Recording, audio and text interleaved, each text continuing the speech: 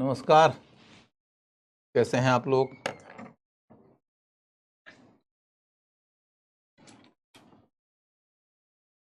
Hope everyone is perfectly fine. Anjali, Pooja, Khushi, Suhani, Vipin, ऋषि, अमृत, बबलू, वीरेंद्र, मयंक, नितिन, प्रदीप, नाम तेजी से चला जा रहा है आगे, हर्षवर्धन, विवेका, बरखा, लव कुमार, रोशन, सुप्रिया, मुख्तार, विकास, नरेश, रवि, रोज, गायत्री, आप सब लोगों को नमस्कार करता हूं। अर्चना, रिंकू, शैलेश एवं नाम पढ़ नहीं पा रहा हूं क्योंकि नाम बहुत तेजी से गुजर रहा है। जय हो। आप सब लोगों को नमस्कार करता हूं और आज से हम लोग एक नए सेक्शन की ओर जा रहे हैं। तो सबसे पहले मैं आप लोगों को अपने पाठ्यक्रम के बारे में समझाऊंगा, उसके बाद में फिर इसके अंदर के टॉपिक की ओर लेके चलूंगा।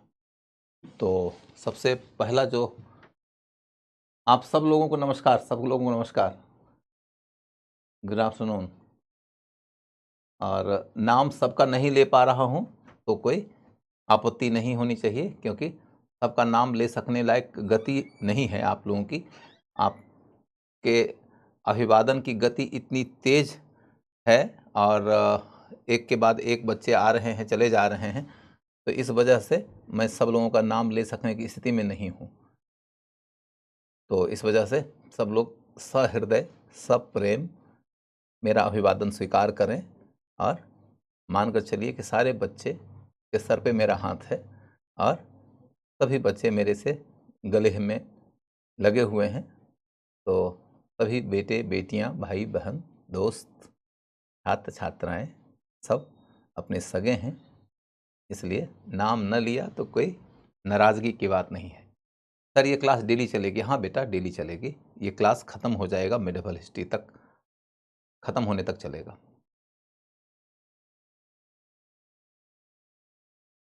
कलरीपट्टू, कलरीपट्टू तो एक मार्शल आर्ट फॉर्म है।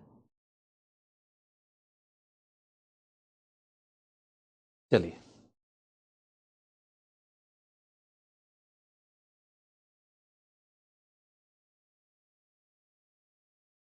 After a long time, yes.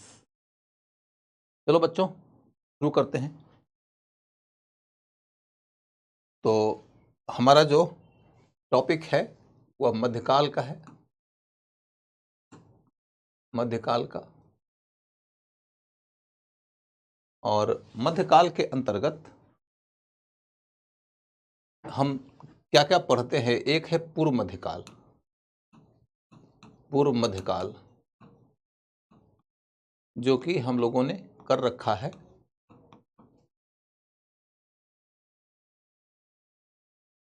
संकल्प 1 एंड संकल्प 2 में पूर्व मध्यकाल तक का टॉपिक हो चुका है। संकल्प 3 में नहीं हुआ है तो उसके लिए अलग से क्लास अरेंज किया जाएगा, लेकिन इस क्लास में हम लोगों को पूर्व मध्यकाल वाला पीरियड, जिसको हम 800 से 1200 के बीच का पीरियड कहते हैं, वो करने का मैंडेट नहीं है। तो हम सबसे पहले ये समझ लेते हैं कि मध्यकाल के अंतर्गत क्या क्या आता है। एक पूर्व मध्यकाल है जिसको कि हम 800 से 1200 के बीच का पीरियड मानते हैं।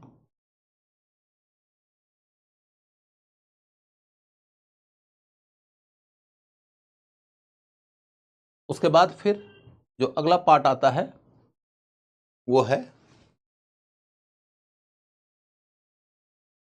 दिल्ली सल्तनत का काल।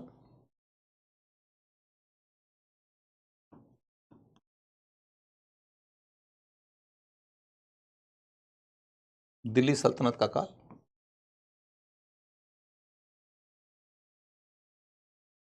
ये पीरियड जो है वह 1206 से 1526 तक का काल है।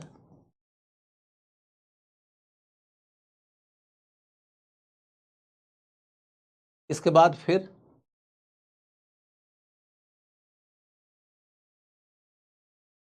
क्षेत्रीय राज्यों का उभार आता है। क्षेत्रीय राज्यों का उभार,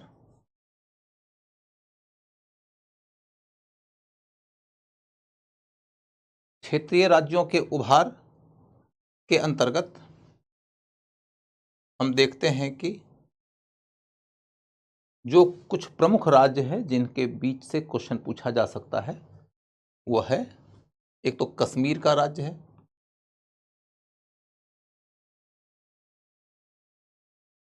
उसके बाद जौनपुर का राज्य है,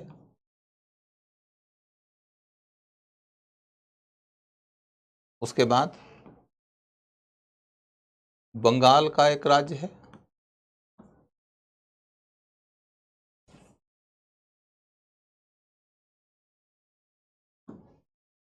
उसके बाद फिर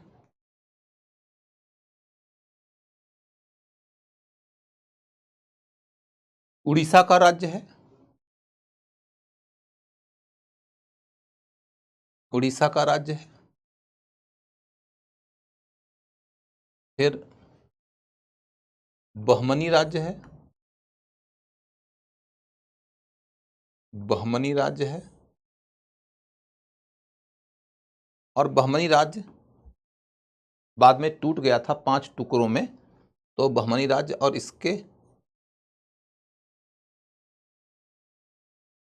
विखंडन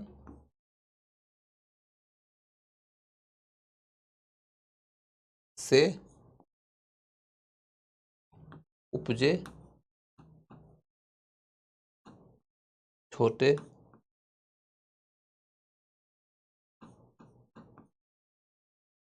छोटे क्षेत्रीय राज्य।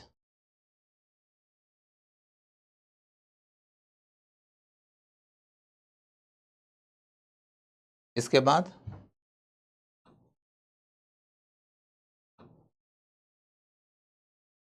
विजयनगर राज्य है,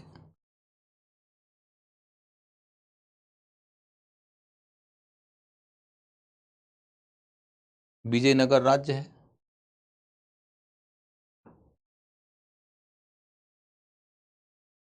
और फिर राजपूताना के राज्य, राजपूताना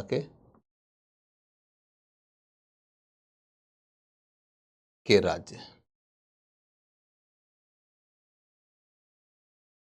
और फिर मालवा का राज्य, मालवा का राज्य,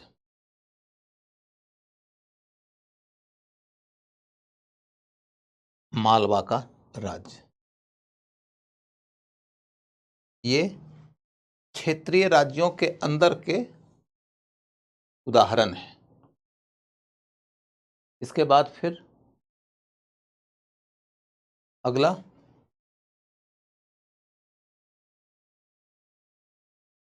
चौथे के अंतर्गत है मुगल साम्राज्य,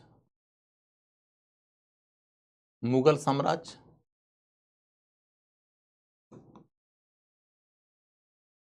मुगल साम्राज्य, उसके बाद फिर क्षेत्रीय राज्य, क्षेत्रीय राज्य, मुगल साम्राज्य के दौरान जो क्षेत्रीय राज्य उभरे हैं उनमें एक है मराठा राज्य, मराठा राज्य, और एक है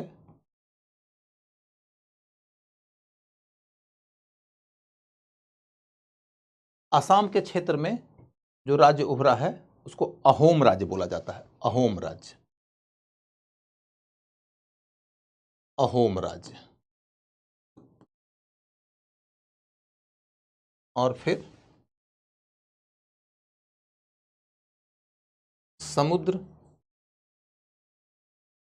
तट, तटीय छोटे छोटे राज्य, समुद्र तटीय छोटे छोटे राज्य। ये हुआ उसके बाद फिर भक्ति आंदोलन,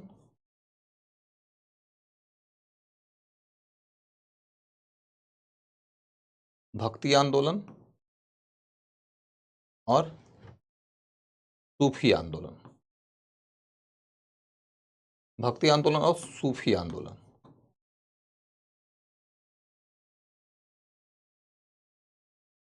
भक्ति आंदोलन और सूफी आंदोलन।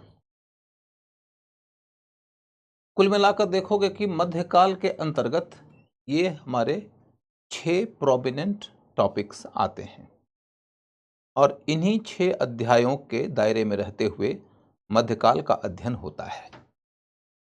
और अब देखोगे कि टॉपिक कुल कितने हुए? टॉपिक हुए 6।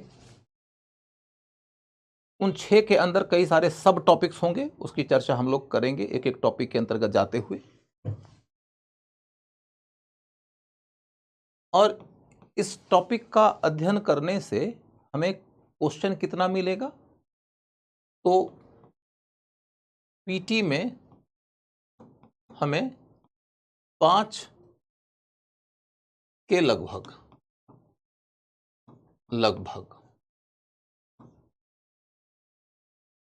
क्वेश्चंस मिलेंगे।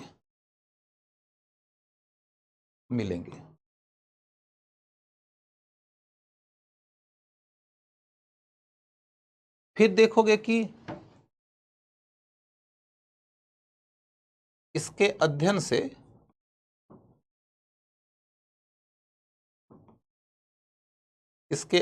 से मेंस के आर्ट एंड कल्चर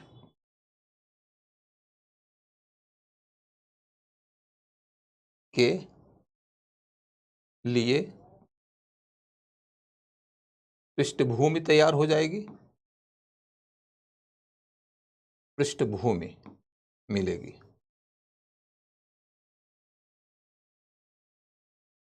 पृष्ठभूमि मिलेगी, बैकग्राउंड तैयार हो जाएगा।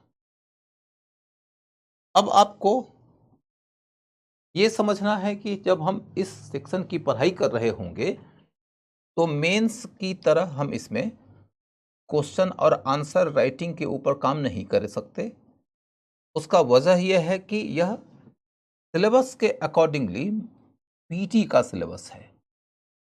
जब हम मेंस के एग्जाम में जाएंगे तो उसके तहत हम आर्ट एंड कल्चर का सेक्शन पढ़ेंगे, और जब हम आर्ट एंड कल्चर का सेक्शन पढ़ेंगे तो स्वाभाविक है कि उस दौरान एंसेंट इंडिया की हमारी पढ़ाई भी काम आएगी और मेडिवल इंडियन हिस्ट्री की पढ़ाई भी हमारी काम आएगी।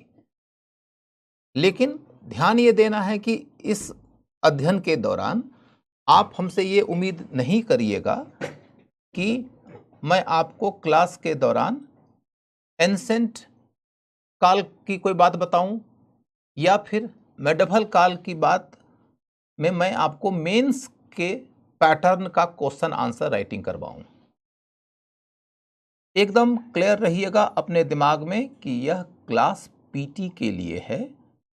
अतः इस क्लास के अंदर हम पीटी के लिए रेलेवेंट फैक्ट्स पढ़ेंगे, उससे रिलेटेड कॉन्सेप्ट पढ़ेंगे, और जब हम इसको पढ़ लेंगे तो आर्ट एंड कल्चर की पढ़ाई के दौरान हमको ये काम देगा।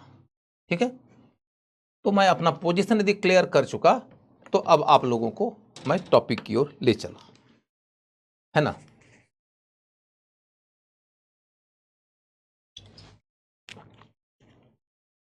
अब आप कहोगे कि इसके लिए हमारी बुक कौन सी हो सकती है?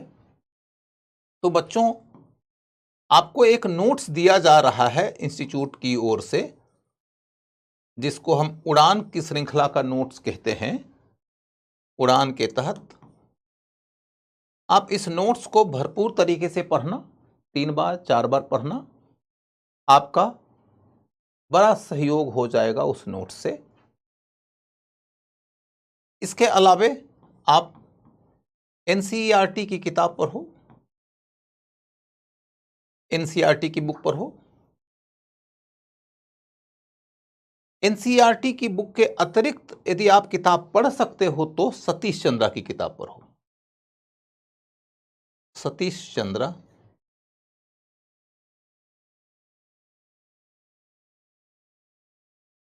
की मध्यकालीन इतिहास, मध्यकालीन इतिहास पढ़ो। सतीश चंद्रा की मध्यकालीन इतिहास पढ़ो। असल में क्या है कि पहले सतीश चंद्रा ही एनसीईआरटी लिखा करते थे, लेकिन चूंकि वो मार्क्सिस्ट विचारधारा के इतिहासकार हैं तो उनको अब एनसीईआरटी से हटा दिया गया। हालांकि अब तो सतीश चंद्रा जीवित भी नहीं है, उनकी किताब को हटा दिया गया और उसके बाद में फिर एनसीईआरटी को नए तरीके से लिखवाया गया। अभी जो नई वाली एनसीईआरटी किताब आएगी उसमें मुगल के कई सारे टॉपिक्स नहीं होंगे। कुछ बच्चे ये पूछ रहे थे पहले कि क्या हमको मुगल का टॉपिक पढ़ना है, तो बेटा ये ध्यान रखना है कि मुगल के टॉपिक को एनसीईआरटी की किताब से भले ही हटाया गया है, लेकिन यूपीएससी के सिलेबस से तो नहीं हटाया गया है। वैसे तो यूपीएससी के सिलेबस में कहीं ये लिखा भी नहीं है कि मध्यकाल के अंतर्गत क्या क्या पढ़ना पड़ेगा, तो वो तो एक्सपर्ट गाइडेंस में ही आपको चलना पड़ेगा। और मैं बतौर एक्सपर्ट आपको ये कहता हूँ कि मुगल साम्राज्य के ऊपर क्वेश्चन पूछा जा सकता है। मध्यकाल के दौर का एक बड़ा टॉपिक मुगल साम्राज्य है, तो उसे तो पढ़ना ही होगा। एनसीईआरटी में अब उसका कोई हिस्सा रहे न रहे वो एक अलग कहानी है। आप लोगों ने पुरानी वाली एनसीईआरटी किताब यदि खरीद लिया है तो आप उसमें मुगल का कवरेज कर लीजिए, कोई दिक्कत नहीं है। बहुत ज्यादा किताब पढ़ने में आप अपना समय खर्च मत करिएगा। यदि आप अकेली सतीश चंद्रा की किताब भी पढ़ लेते हैं तो बाकी तो मैं कवर करा ही दूंगा ना। और यदि आप सतीश चंद्रा की किताब भी नहीं पढ़ते हैं तो भी कोई बहुत बड़ा नुकसान नहीं होने जा रहा है। आप यदि किताब का नाम पूछेंगे तो मैंने बता दिया कि एनसीईआरटी पढ़ो, सतीश चंद्रा की किताब पढ़ो। बहुत ज्यादा किताबें पढ़ने की जरूरत नहीं पड़ेगी इस सेक्शन में, क्योंकि यह सिर्फ पीटी के लिए ही आपके लिए महत्वपूर्ण है। और पीटी का जो क्लास है वो मैं आपके नोट्स और क्लास के अतिरिक्त एमसीक्यू या टेस्ट वगैरह के माध्यम से कंप्लीट करा दूंगा, तो जस्ट डोंट वरी, है ना। बैकलॉग कैसे कंप्लीट होगा सर? बैकलॉग के कंप्लीट होने के लिए मैनेजमेंट के लोगों से मैं बातचीत करूंगा। जब ये वाला सेक्शन कंप्लीट हो जाएगा तो मैं मैनेजमेंट के लोगों को कहूंगा कि मुझे अर्ली मेडिवल इंडियन हिस्ट्री के लिए जो बच्चे संकल्प 3 के बच्चे हैं उन बच्चों के ख्याल से मुझे 4-5 क्लास दे दिया जाए, और वो 4-5 क्लास जब मैं ले लूँगा तो आपका कंप्लीट हो जाएगा। तो बैकलॉग के कंप्लीट होने के लिए हमारे पास में योजना तो है। हाँ, योजना के अनुकूल अभी शेड्यूल मैं आपको नहीं दे सकता, क्योंकि शेड्यूल बनाने का काम मेरा नहीं है, लेकिन मैनेजमेंट के लोगों को मैं कहूँगा तो वो जरूर मेरी बात मान लेंगे। तो अभी आप इतनी ही बात समझिए, ठीक है। मेंस की क्लास कब होगी? मनोज बेटा, मेंस के क्लास के बारे में भी मैं आपको ये बताऊंगा कि शेड्यूल बनाना चूंकि मेरा काम नहीं है तो मेरे पास में इसका कोई शेड्यूल है नहीं। इसमें कहीं कोई डाउट नहीं है कि होना तो पीटी और मेंस दोनों है, और जब मेंस का क्लास मेरे सामने में रखा जाएगा तो मैं आपके सामने उपस्थित हो जाऊंगा। अभी संयोग ऐसा है कि मेरे पास में आपके क्लास का पूरा शेड्यूल नहीं है। चूंकि शेड्यूल मैं बनाता नहीं हूं, उन्होंने मेरे साथ शेड्यूल शेयर किया नहीं जिन्होंने बनाया है, तो मैं आपके इस सवाल का जवाब नहीं दे सकता। बस इतना कहूंगा कि पीटी और मेंस सबका क्लास होगा, सबका क्लास अपने अपने क्रम में आएगा, ठीक है। चलिए सर, हमें नोट्स नहीं मिला है जो आप बोले थे। बेटा, मैंने आप लोगों का वो पॉइंट समझ लिया है कि पूर्व मध्यकाल के लिए मैंने आप लोगों को कहा था कि नोट्स मिल जाएगा मेरी ओर से। वो नोट्स आज मैंने एक जगह से उपलब्ध करवाया, हैंड रिटन है, उसको प्रिंट करवाऊंगा, प्रिंट करवाने के बाद आपको उपलब्ध करवा दूंगा, मिल जाएगा आपको।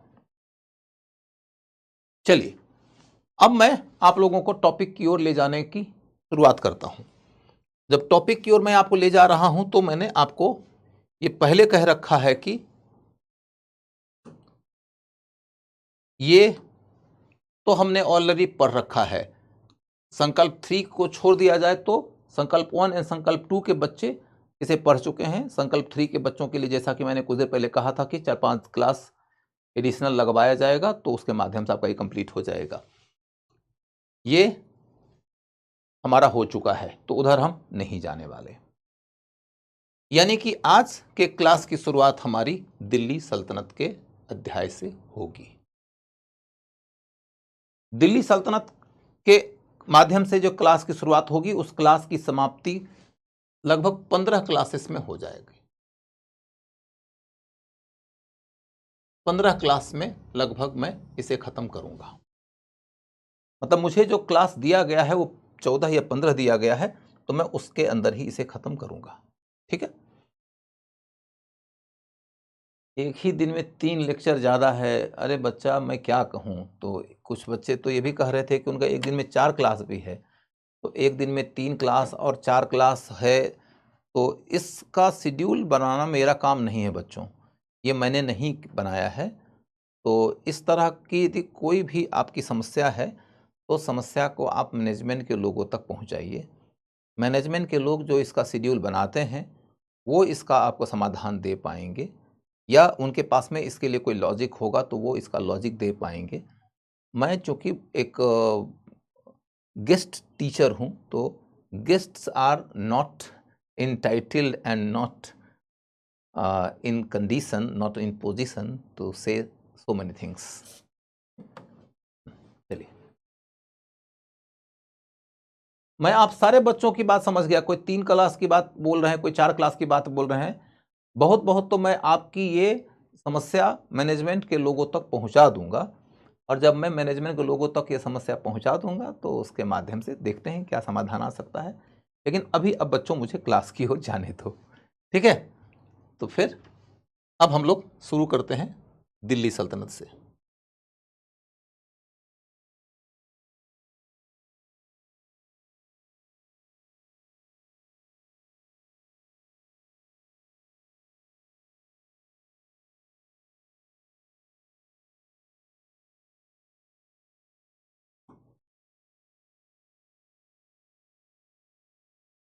दिल्ली सल्तनत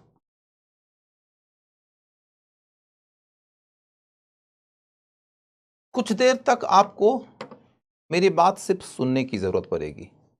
कुछ देर तक सिर्फ सुनिएगा, लिखने की कोई जरूरत नहीं है। यदि आप 10 मिनट तक मेरी बात सुन लेंगे तो उसके बाद मैं एक एक पॉइंट लिख पाऊंगा, उसमें आपको सहूलियत होगी। तो आप चाहें तो अपनी कलम बंद भी कर सकते हैं और ओपन रखना चाहें तो ओपन रखिए। मैं अभी सुनाने में इंटरेस्टेड हूं, लिखवाने में नहीं। जब आपके सामने में एक शब्द आया दिल्ली सल्तनत, तो सबसे पहली बात मैंने बताया कि दिल्ली सल्तनत की जो अवधि है वह है 1206 ईस्वी से लेके 1526 ईस्वी तक की।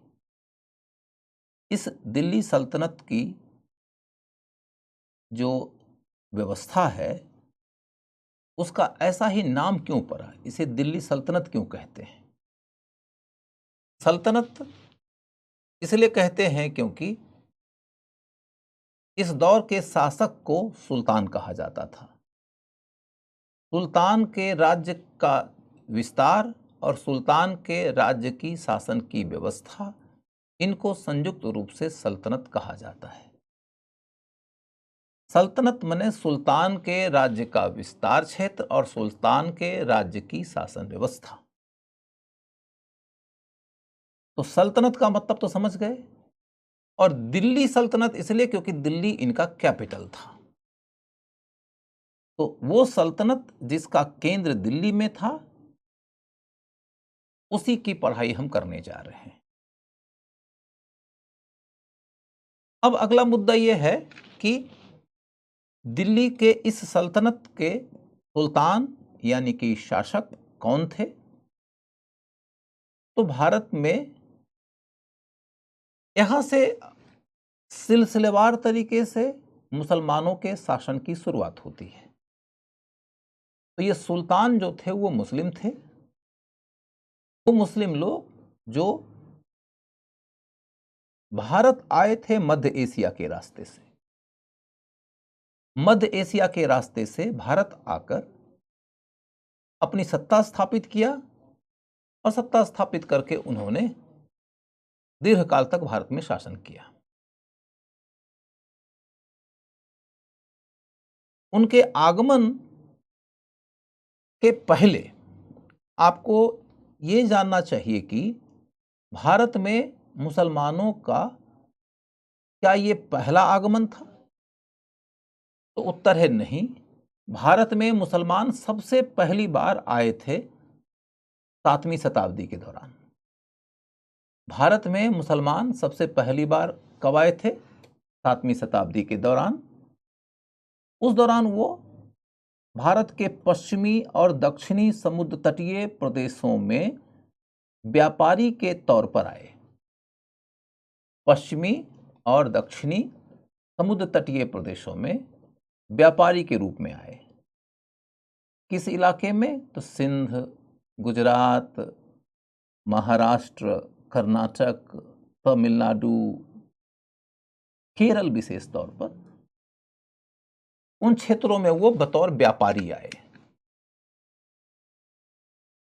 लेकिन 8वीं सदी के आरंभिक दौर तक आते आते उनकी महत्वाकांक्षा भारत में साम्राज्य विस्तार की हो गई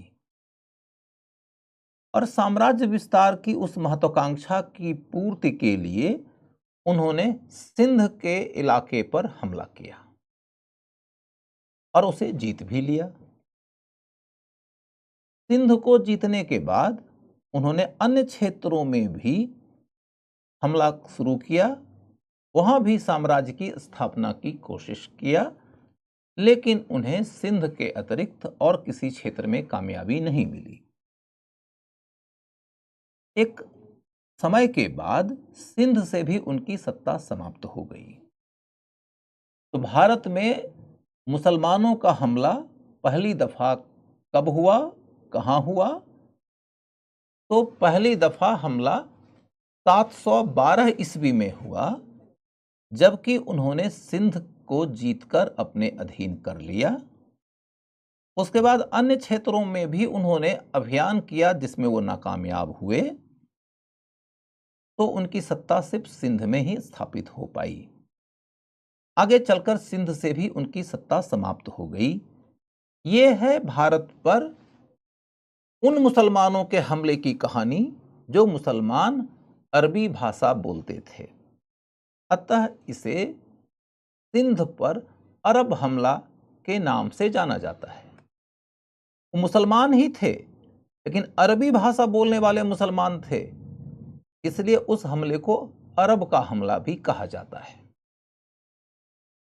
उसके बाद दूसरे राउंड में मुसलमान कब आए भारत में हमला करने? तो 11वीं शताब्दी के दौरान, 11वीं शताब्दी के आरंभ में। कौन है हमलावर? महमूद गजनबी। महमूद गजनबी भारत के कई सारे क्षेत्रों पर हमला किया, जिसमें कि वह उद्भांडपुर के इलाके पर हमला किया। उद्भांडपुर के अलावे वह पेशावर, पंजाब, हरियाणा का थानेश्वर, उत्तर प्रदेश का गुजरात, फिर कालिंजर, बुंदेलखंड, गुजरात, सिंध, इन सब क्षेत्रों में हमला किया। यानी अनेक इलाकों में महमूद गजनबी ने हमला किया। महमूद गजनबी इस दौर में हमला करते रहा और वो कामयाब होता गया। कामयाब होता गया क्योंकि उस दौरान भारतीय राजनीति बिखराव का शिकार थी।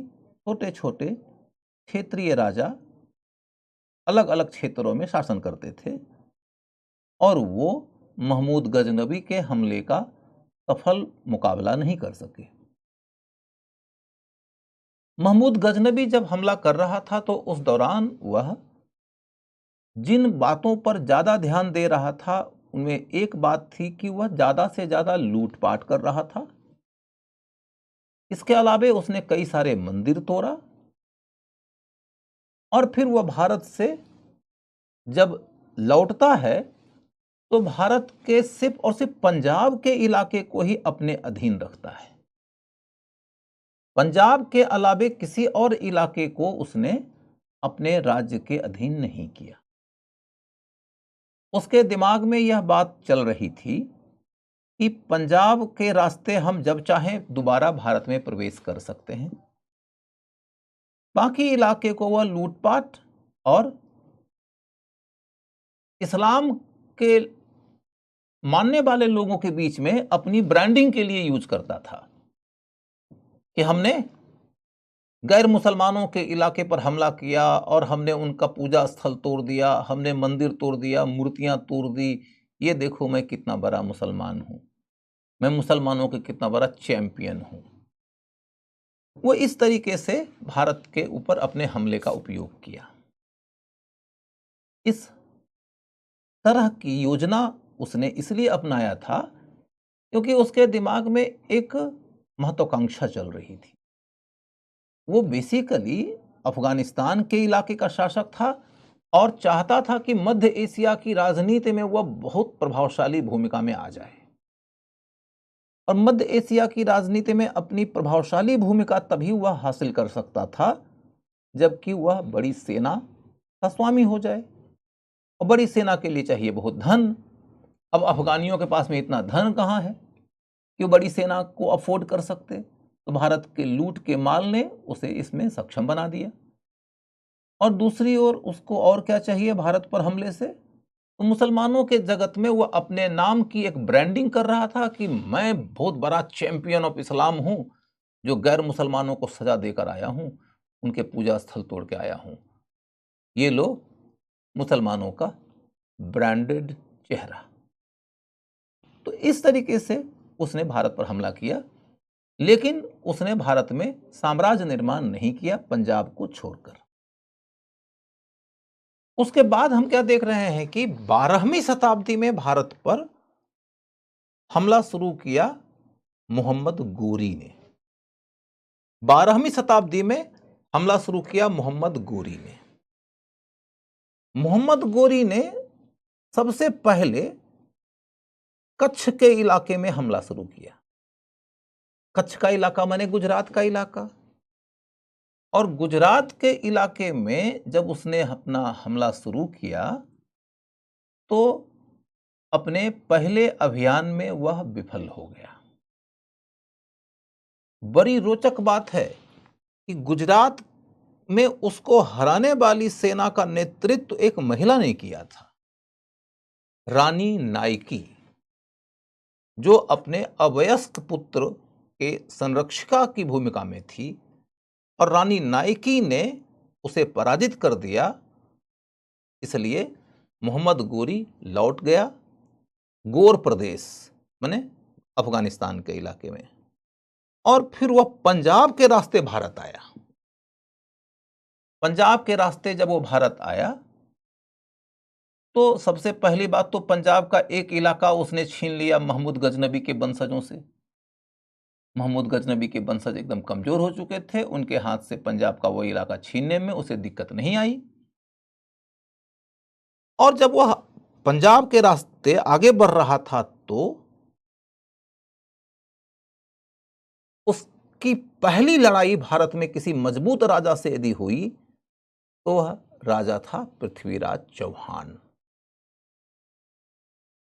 1191 ईस्वी में उसने पृथ्वीराज चौहान के ऊपर हमला किया और उस लड़ाई में वह हार गया। पृथ्वीराज चौहान की जीत हुई। वो लड़ाई कहां हुई थी? तो तराइन में। तराइन में जो लड़ाई हुई उस पहली लड़ाई में जीत हुई पृथ्वीराज चौहान की, जिसमें पृथ्वीराज चौहान की सेना का कमांडिंग ऑफिसर का नाम था खांडे राव। बड़ी प्रतापी सेनापति था। लेकिन मोहम्मद गोरी हार जाने के बाद भी हार माना नहीं। वह दोबारा आया हमला करने 1 साल के बाद 1192 ईस्वी में। और इस दफा जो दूसरी लड़ाई है तराइन की, उसमें मोहम्मद गोरी की जीत हो गई और पृथ्वीराज चौहान की हार हो जाती है। पृथ्वीराज चौहान की हार जब होती है तो इस रास्ते मोहम्मद गोरी को पृथ्वीराज चौहान के राज्य पर नियंत्रण करने में कामयाबी मिल गई और पृथ्वीराज चौहान का राज्य दिल्ली तक फैला हुआ था। दिल्ली एक क्षेत्रीय राजा के अधीन हुआ करती थी। उस क्षेत्रीय राजा का जो राजवंश है उसका नाम था तोमर। तोमर राजवंश के लोगों ने ही दिल्ली को पहली दफा बसाया था। दिल्ली में तोमरों ने अपना उत्तराधिकारी बना दिया पृथ्वीराज चौहान को, क्योंकि पृथ्वीराज चौहान उनका रिश्तेदार था। तो पृथ्वीराज चौहान के हाथ दिल्ली आ गई और जब पृथ्वीराज चौहान हार जाता है तो दिल्ली किसके हाथ चली गई? मोहम्मद गोरी के हाथ। फिर मोहम्मद गोरी ने इसके बाद हमला कर दिया अगले राजवंश के ऊपर। वह राजवंश था गहरवाल राजवंश। गहरवाल राजवंश का राजा था जयचंद।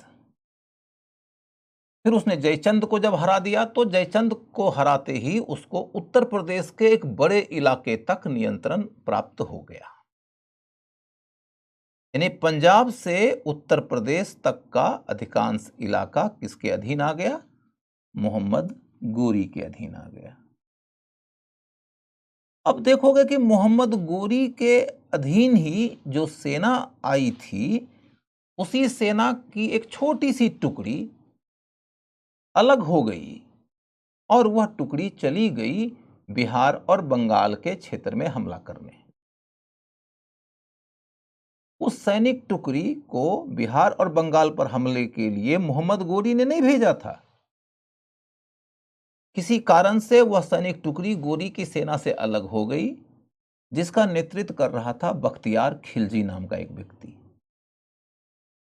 उस समय बख्तियार खिलजी ने बंगाल के राजा लक्ष्मण सेन को हराया और उससे उसने बिहार और बंगाल का राज्य छीन लिया। इसी क्रम में बख्तियार खिलजी ने नालंदा के उस विश्वविद्यालय में आग लगा दिया, जो नालंदा विश्वविद्यालय उस समय विश्व का सर्वश्रेष्ठ शिक्षण केंद्र हुआ करता था। अब जब बिहार और बंगाल का इलाका आ गया बख्तियार खिलजी के अधीन और उत्तर प्रदेश तक का इलाका आ गया गोरी के अधीन, तो गोरी ने बख्तियार खिलजी को बोला कि या तो तुम हमारी अधीनता स्वीकार कर लो या तो अब हम तुम पर हमला करेंगे, हमसे लड़ लो। तो बख्तियार खिलजी ने गोरी की अधीनता स्वीकार कर लिया। इस तरीके से आप क्या देखते हो? तो कहानी इस तरह से निकल कर आई कि मोहम्मद गोरी के जीवन काल में पंजाब से लेकर बंगाल तक का इलाका मुस्लिम शासन के अधीन आ गया। वो मुस्लिम शासन जिनके द्वारा स्थापित किया गया था उसका नाम था मोहम्मद गोरी, और मोहम्मद गोरी मुसलमानों के अंतर्गत कौन सी शाखा का मुसलमान था, कौन सी जाति का मुसलमान था, इन विषयों पर भी चर्चा होती है। तो उन विषयों की चर्चा जब होती है तो पहले सुन लीजिए, फिर लिखाएंगे तो समझाएंगे भी। वह मुसलमानों में से सुन्नी मुसलमान था और तुर्की जाति का मुसलमान था। तो भारत में सुन्नी मुसलमानों ने सत्ता स्थापित किया और उन सुन्नी मुसलमानों की जाति कौन सी थी? तो तुर्की जाति थी। महमूद गजनबी भी तुर्की जाति का था और मोहम्मद गोरी भी तुर्की जाति का था। महमूद गजनबी ने भारत में साम्राज्य की स्थापना नहीं किया था, सिर्फ पंजाब तक उसने राज्य की सत्ता रखी थी, और गोरी ने पंजाब से लेकर बंगाल तक अपनी सत्ता स्थापित कर लिया था। 1206 ईस्वी में मोहम्मद गोरी की हो गई मृत्यु। उसकी मृत्यु हुई कैसे? तो पंजाब में एक जनजाति हुआ करती थी खोखर नाम से। खोखर लोगों ने मोहम्मद गोरी के खिलाफ विद्रोह कर दिया, और जब विद्रोह किया तो उस विद्रोह का दमन करने गया गोरी। उसी विद्रोह के दमन के दौर में उसकी हत्या हो गई। समझो कि उसकी मृत्यु हो गई। उसके मरने के समय यह स्थिति थी कि मोहम्मद गोरी का कोई बेटा ही नहीं था। जब उसका कोई बेटा नहीं था तो उसके राज्य का अब उत्तराधिकारी कौन होगा?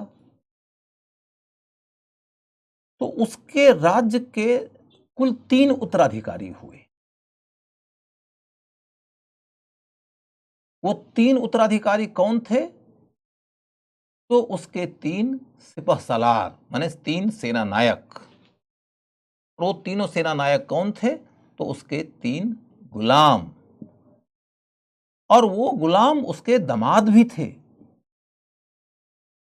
मुसलमानों में गुलामों को उनकी क्षमता के मुताबिक बड़ी बड़ी भूमिकाएं मिलती थी, और उन भूमिकाओं के तहत वो बड़े बड़े पद तक चले जाते थे। आगे चलकर तो कई सारे लोग जो गुलाम थे शुरू में, बाद में सुल्तान बन गए, और उन लोगों की उन्नति इतनी दूर तक होती थी कि वो अपने सुल्तानों के जमाई भी हो जाते थे। तो देखोगे कि मोहम्मद गोरी की 3 बेटियां तो 3 जमाई, 3 जमाई में एक जमाई था कुतुबुद्दीन ऐबक, एक था, कोई बता सकते हो? तुम लोग बताओ। एक था कुतुबुद्दीन ऐबक, और एक था, कोई बोलो भैया, तुम लोग कुछ कोऑपरेट भी तो करो। कुबाचा, और एक और था। कुतुबुद्दीन ऐबक को उसके भारत का साम्राज्य मिल गया उत्तराधिकार में। कुबाचा को मुल्तान का इलाका मिला, गजनी का इलाका, गोर का इलाका, जो कि मूल रूप से मोहम्मद गोरी का राज्य हुआ करता था, वो किसको मिला? एक कुतुबुद्दीन ऐबक, एक कुबाचा, एक यल्दोज। यल्दोज को मिल गया गजनी और गोर का इलाका। यहां तक की कहानी जो मैंने आपको सुनाया है, अब हम इसके बारे में पढ़ेंगे। कहानी मैंने सुना दिया, एक राउंड की कहानी आपने सुन लिया। अब आप में से किसी के पास में कोई बैकग्राउंड नहीं है तो भी कोई शिकायत की बात नहीं कि बैकग्राउंड नहीं है, मैं समझ नहीं पाऊंगा, मैं समझ नहीं पाऊंगी, उसकी चिंता नहीं करना है। मैं मानकर चलता हूं कि आपको कुछ नहीं आता है तो भी आपको मेरे क्लास के बाद वो चीज़ें समझ में आएंगी, और मैं जो पॉइंट्स लिखवाऊंगा उस पॉइंट के आधार पर आपकी तैयारी हो जाएगी। फिर आप नोट्स पढ़ेंगे तो लगेगा कि कुछ एक्स्ट्रा डिटेल भी मिल गया, तो आपकी बात बन जाएगी। सो जस्ट डोंट वरी, है ना। अभी बेटा इल्तुतमिश पर तो पहुंचा ही नहीं हूं, इल्तुतमिश उसके बाद आएगा। अभी इल्तुतमिश तक नहीं पहुंचा हूं, इल्तुतमिश उसके बाद आएगा।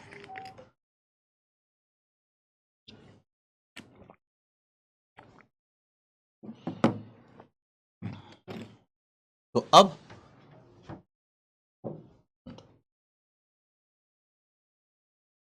हमारा सबसे पहला जो हेडिंग है वह है भारत में मुसलमानों का आगमन।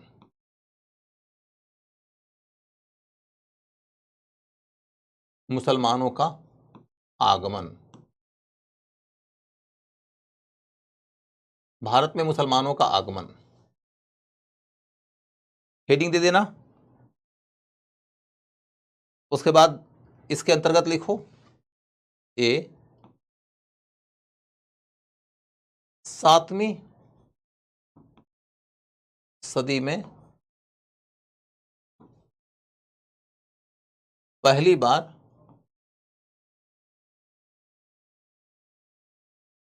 व्यापारी के रूप में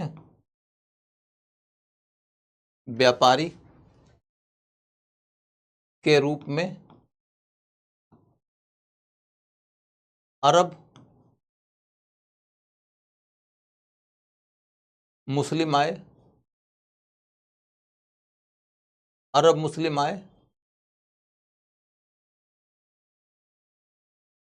7वीं सदी में व्यापारी के रूप में अरब मुस्लिम आए। उन्होंने पश्चिमी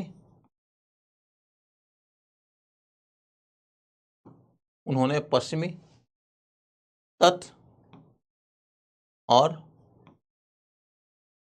मालाबार के क्षेत्र में पश्चिमी तट और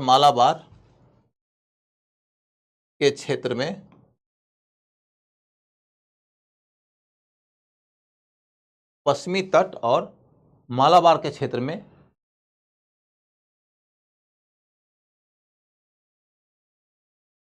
अपना व्यापारिक नेटवर्क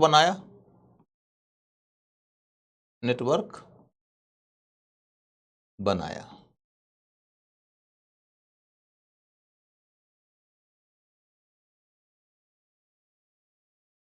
यहाँ कई मुस्लिम व्यापारी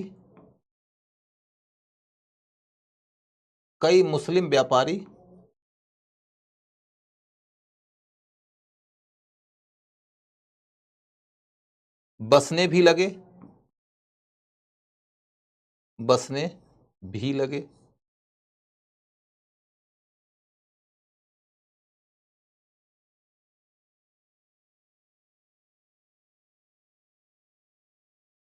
मालाबार के क्षेत्र में सबसे ज्यादा मुसलमान बसे। मालाबार क्षेत्र में सबसे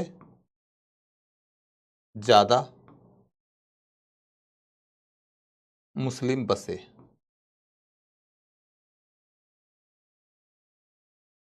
मालाबार क्षेत्र में सबसे ज्यादा मुस्लिम बसे। ये पहला पॉइंट था।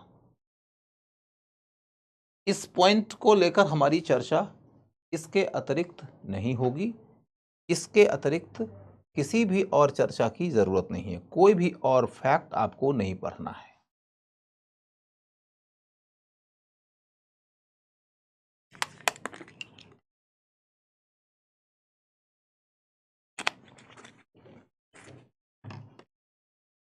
तुम लोग जब मैं पढ़ा रहा हूं और लिखवा भी रहा हूं तो आपस में बात करने का निर्णय किस आधार पर लेते हो?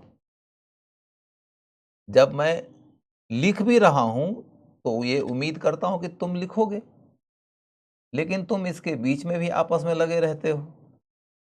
भैया, दीदी, फ्रेंड्स, एक्स, वाई, तमाम तरह की बातचीत आखिर तुम अफोर्ड कैसे कर लेते हो?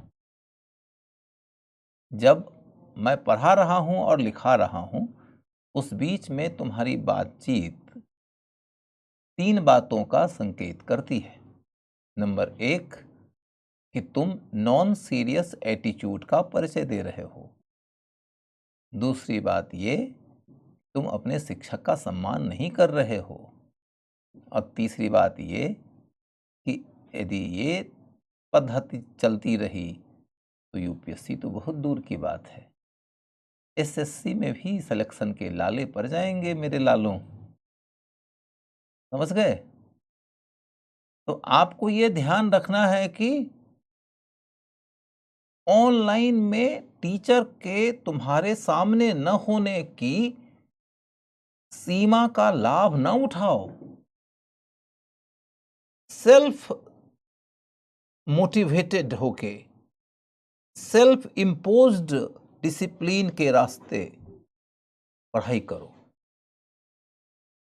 बच्चों तुम कलेक्टरी की तैयारी कर रहे हो, अतः अपने व्यक्तित्व को गंभीर और गरिमामयी बनाओ, अनुशासित बनो और बाहर के डंडे के डर का अनुशासन नहीं चाहिए, क्योंकि तुम कांस्टेबल होने की तैयारी नहीं कर रहे हो कि तुम एसपी साहब से डरोगे, तुम एसपी होने की तैयारी कर रहे हो। तुम चूंकि एसपी होने की तैयारी कर रहे हो तो तुमको सेल्फ मोटिवेशन के माध्यम से, सेल्फ डिसिप्लिन के माध्यम से खुद को साधना है। तो इसलिए यदि तुम आज के बाद इस तरीके से तेजी से खटखट खटखट खटखट लिखता रहा तो होगी कुटाई, समझ गए? फिजिकली तुम्हारे सामने नहीं हूं तो मन ही मन कूटूंगा, तो लिखो ठीक से।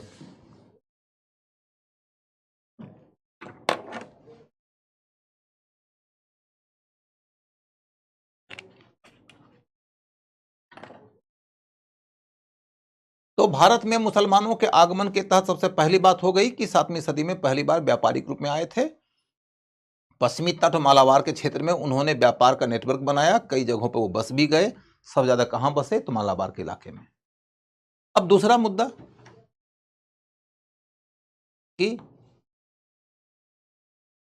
8वीं सदी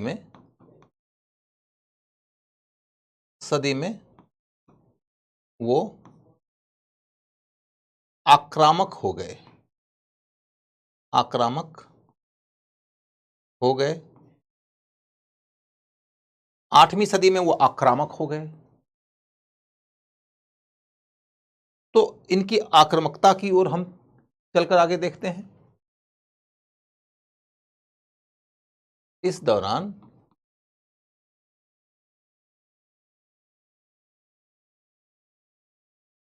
हमला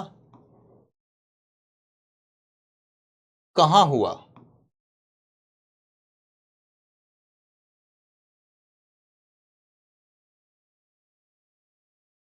हमला कौन किया?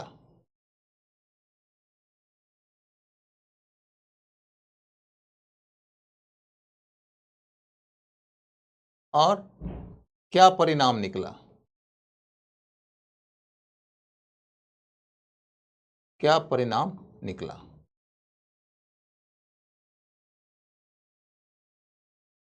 हमें इन 3 बातों का अध्ययन करना है। इन 3 बातों का अध्ययन करना है। हमला कहां हुआ, हमला कौन किया और हमले का क्या परिणाम निकला। तो हमला हुआ सिंध, गुजरात एवं मध्य भारत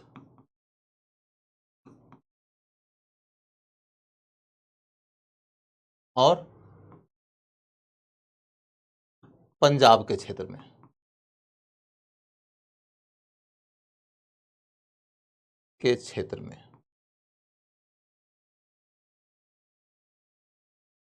सिंध, गुजरात, मध्य भारत और पंजाब के क्षेत्र में हमला हुआ।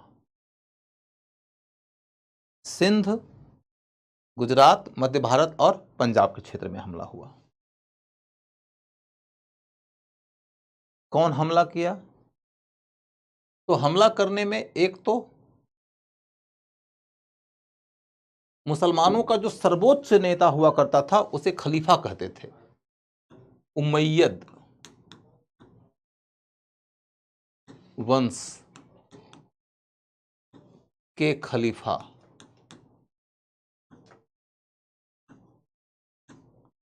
के काल में, उमैयद वंश के खलीफा के काल में ये हमले हुए थे। उमैयद वंश है, खलीफा उनका सर्वोच्च अधिकारी था, वही उनका धार्मिक नेता भी होता था, वही उनका राजा भी होता था। तो खलीफा कौन से वंश का था? उमैयद वंश का। इन हमलों में सिर्फ सिंध में वो कामयाब हुए, सिंध में कामयाब।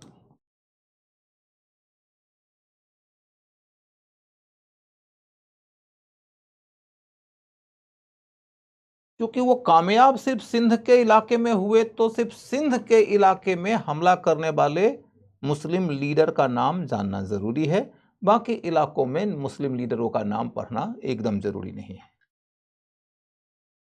तो सिर्फ सिंध के क्षेत्र में कामयाब हुए,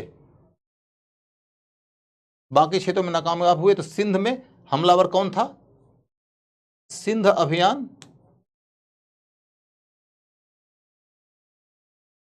सिंध अभियान का नेतृत्व कौन किया था? तो मोहम्मद बिन कासिम, मोहम्मद बिन कासिम, मोहम्मद बिन कासिम सिंध अभियान का नेता था। उसके बाद फिर जब हम सिंध की कहानी पढ़ रहे हैं तो हमें यहीं पर सिंध से संबंधित कुछ अतिरिक्त तथ्य जानना चाहिए। सिंध के ऊपर क्या अतिरिक्त क्वेश्चन पूछा जा सकता है? तो एक है चचनामा नाम की किताब, चचनामा।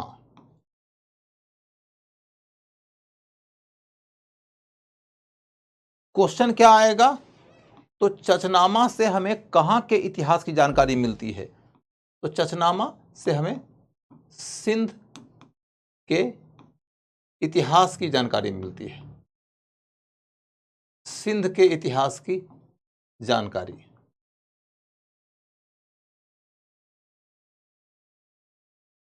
सिंध के इतिहास की जानकारी मिलती है हमको चचनामा से।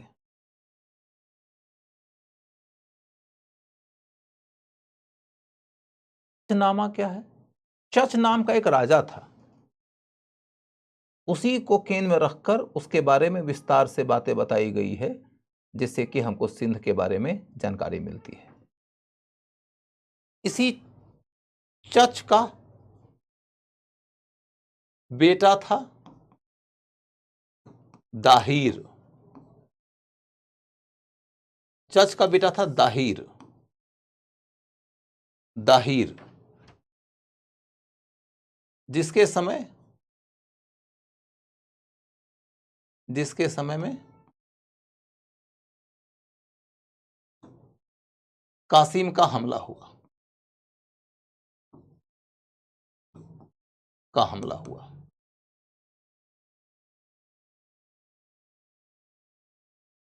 तो आपको यह याद रखना है कि मोहम्मद बिन कासिम जब हमला किया था उस समय सिंध का राजा कौन था? दाहिर। फिर आपको यह समझना है कि चच या दाहिर जो है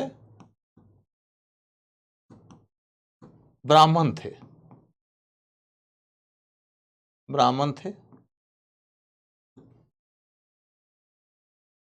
सिंध की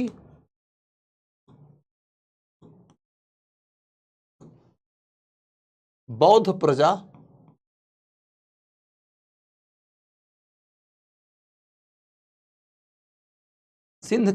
प्रजा और मेड़ जाति के लोगों ने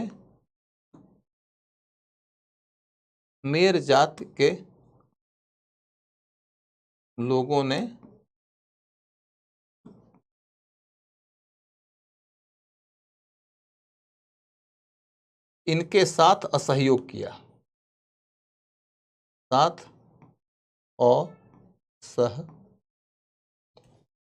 इनके साथ असहयोग किया।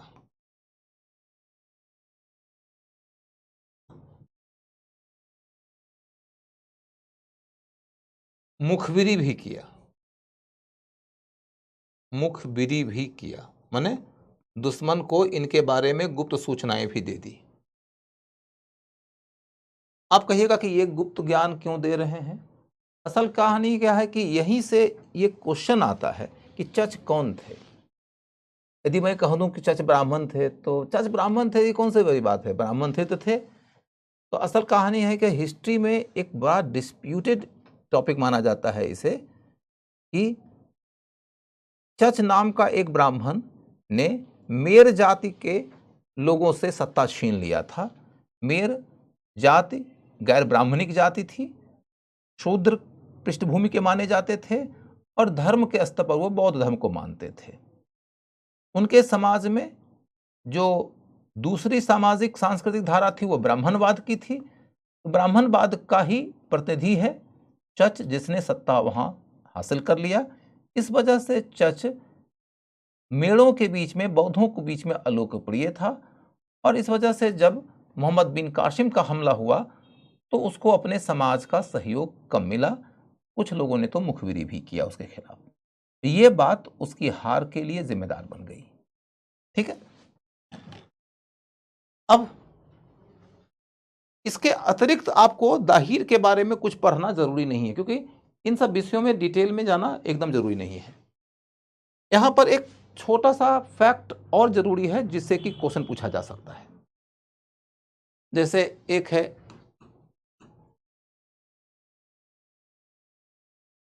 सिंध का इतिहास, सिंध का इतिहास,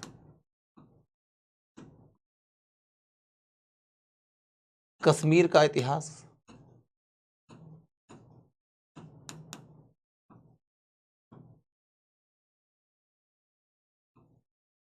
गुजरात का इतिहास,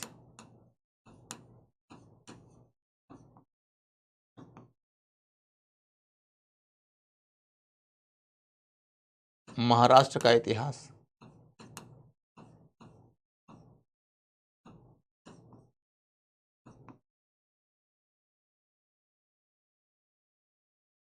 तो चार मैं आपको सोर्स बताता हूं। इन चारों सोर्सेस का अलग अलग क्षेत्रों के इतिहास लेखन में उपयोग है। ये बहुत महत्वपूर्ण फैक्ट मैं आपको दे रहा हूं। और ध्यान ये रखिएगा कि पर हम सिंध रहे हैं तो आप ये कह सकते हैं सर आप आगे की बात काहे बताने लगे। तो बेटा पीटी की पढ़ाई में इस बात की आज़ादी लेने की ज़रूरत पड़ती है कि जहां हम चचनामा की चर्चा करेंगे वहीं पर हम यदि बाकी 3 और किताबों की चर्चा कर देंगे तो क्वेश्चन सीधा पकड़ में आ जाएगा। अलग अलग पढ़ोगे तो भूल जाओगे। तो यहीं पर ध्यान रखो कि सिंध के इतिहास के लिए चचनामा महत्वपूर्ण है,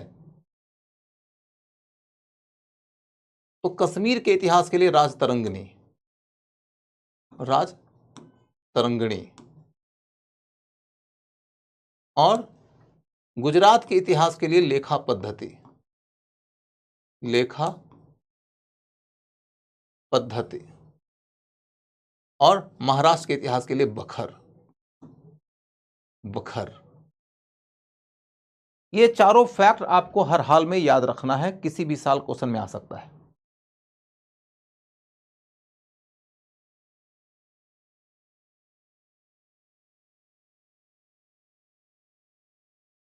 तुम लोग लिखना बंद नहीं किया है जी, इन लोग की पिटाई करना ही पड़ेगा एक दिन। लिखना बंद करो जी।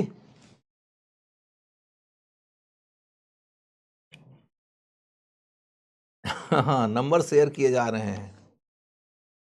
ये जोड़ी मिलान और क्या कहते हैं, जो यूपीएससी के एग्जाम में कूट मिलान होता है ना, तो कूट मिलान वाले क्वेश्चंस की तैयारी करने के बदले में ये बच्चे लोग ना जोड़ी मिलान की तैयारी करने में लगे हुए हैं। ये लोग एक दूसरे के साथ में नंबर शेयर किए जा रहे हैं। तो बच्चों यहाँ पढ़ाई कर लो, पढ़ाई कर लोगे, कलेक्टरी मिल जाएगी तो अपने आप में सब कुछ मिल जाएगा। सुंदर कन्या भी मिल जाएगी और अच्छे वर भी मिल जाएंगे। और यदि तुमने पढ़ाई में कंजूसी कर दी, उसमें कोई उपेक्षा वगैरह कर दी, सिलेक्शन नहीं होगा, उसके बाद सिर्फ और सिर्फ यूपीएससी में सिलेक्शन नहीं होगा, सो बात नहीं है, कन्या पक्ष के लोग या वर पक्ष के लोग भी तुम्हारा सिलेक्शन नहीं करेंगे, ये भी ध्यान रखना। और इस तरह की मर्मांतक पीड़ा से गुजरना यदि नहीं चाहते हो तो अभी अपने आप को पीड़ा दो और बांधो, मन को बांधो, खुद को साधो, तब जाकर सिलेक्शन होगा। नंबर लेना देना ये सब बंद करो अभी।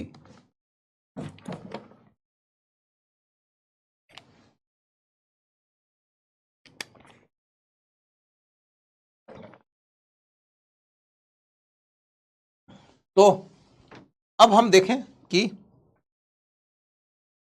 सिंध के बारे में इससे ज्यादा पढ़ने की कोई खास जरूरत नहीं है। सिंध के बारे में जितनी बातें मैं आपको बताना चाहता था बता दिया। अब इसके आगे ये जानना है कि इसका प्रभाव क्या पड़ा। प्रभाव प्रभाव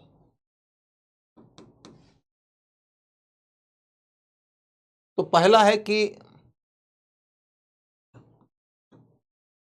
सिंध के आगे उनके विस्तार को रोकने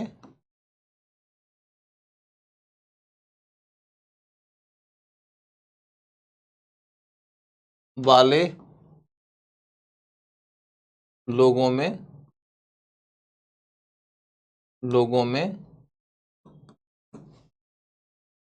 नागभट्ट प्रथम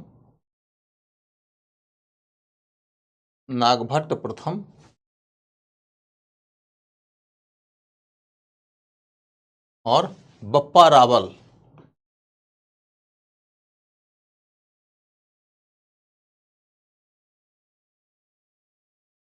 का नाम उल्लेखनीय है।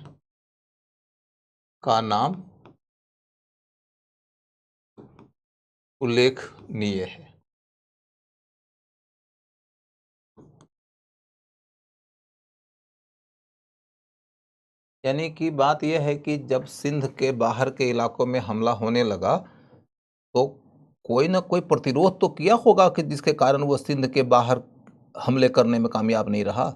हमला किया भी तो उसको जीत नहीं मिली। तो इस क्रम में एक राजा का नाम सबसे ज्यादा उल्लेखनीय है, वह है नागभट्ट प्रथम। यह है गुर्जर प्रतिहार वंश का राजा। गुर्जर प्रतिहार वंश का राजा।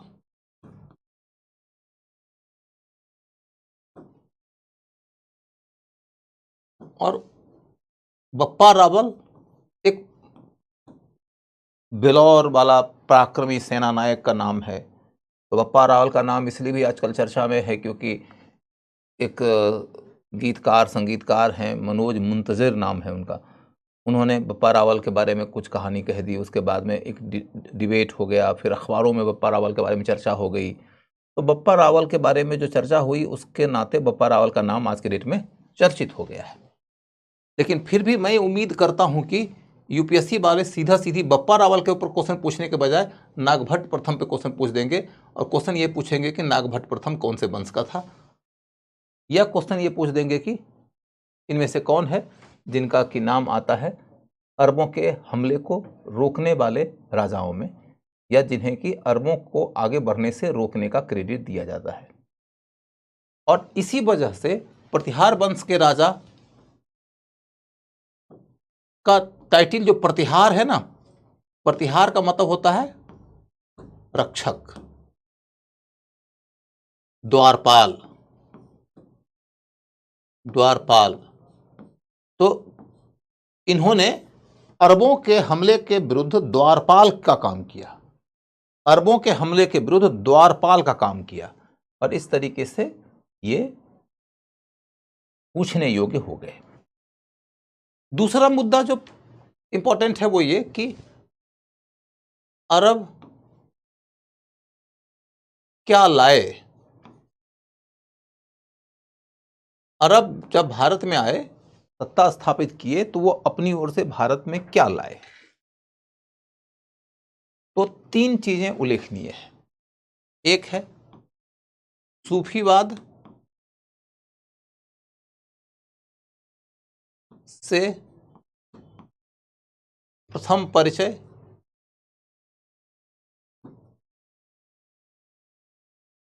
इसी रास्ते हुआ। भारत के लोगों का सूफीवाद से पहली दफा परिचय इसी रास्ते हुआ।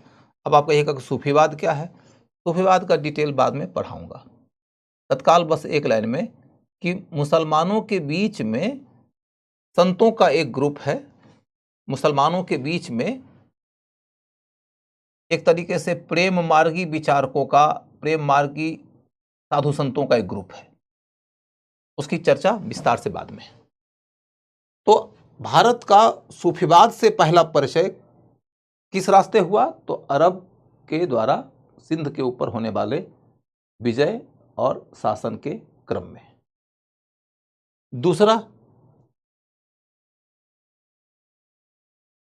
दूसरा क्या चीज लेकर आए? तो जलेबी।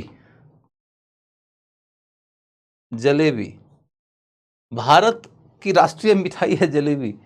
कहीं बीजेपी वाले इसके ऊपर पाबंदी न लगवा दें कि ये चूंकि अरबों के और विजेताओं के और हमलावरों के रास्ते आया है, तो जलेबी आज के बाद राष्ट्रीय मिठाई नहीं रही, राष्ट्रीय मिठाई हो जाएगी रसगुल्ला। तो जलेबी पहली दफा भारतीय खान पान के वैभव में शामिल होता है अरबों के रास्ते।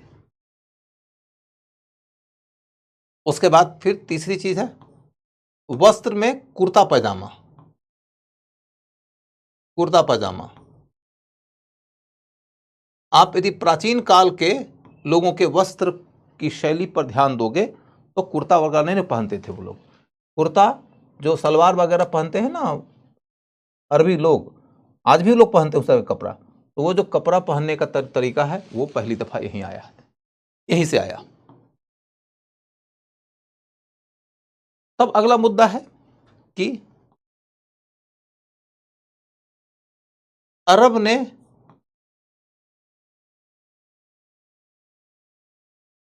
जितना भारत को प्रभावित किया, जितना भारत को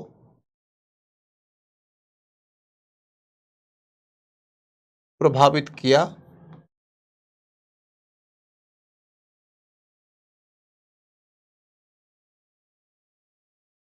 उससे कहीं ज्यादा, उससे अधिक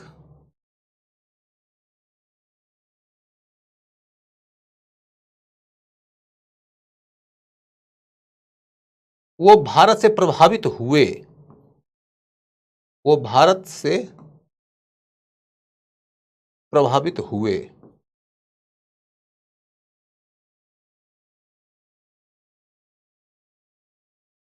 मतलब आपसे यदि कोई क्वेश्चन ये पूछे कि अरबों ने भारत को क्या गहराई से प्रभावित किया, तो उत्तर है नहीं, कुछ नहीं, बहुत मामूली प्रभाव था। क्या अरबों ने भारत को गहराई से प्रभावित किया? तो नहीं। क्या दीर्घकालीन प्रभाव छोड़ा? नहीं। भारत के ऊपर अरबों के हमले से भारत में बहुत मामूली प्रभाव हम देख सकते हैं, और जितना प्रभाव उन्होंने भारत के ऊपर छोड़ा उससे ज्यादा भारत का प्रभाव उन्होंने अपनाया। वो कैसे? तो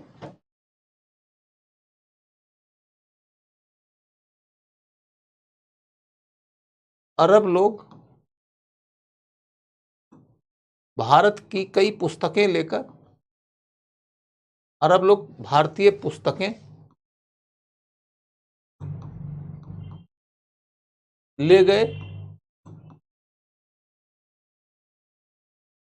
जिनका अरबी भाषा में अनुवाद हुआ,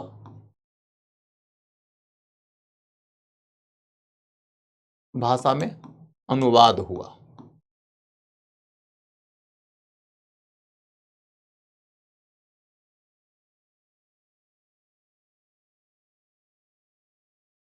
जैसे कि आर्यभट्टीय,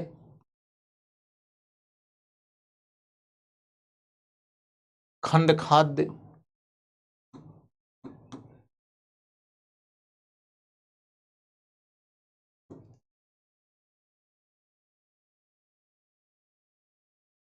कई दार्शनिक किताबें,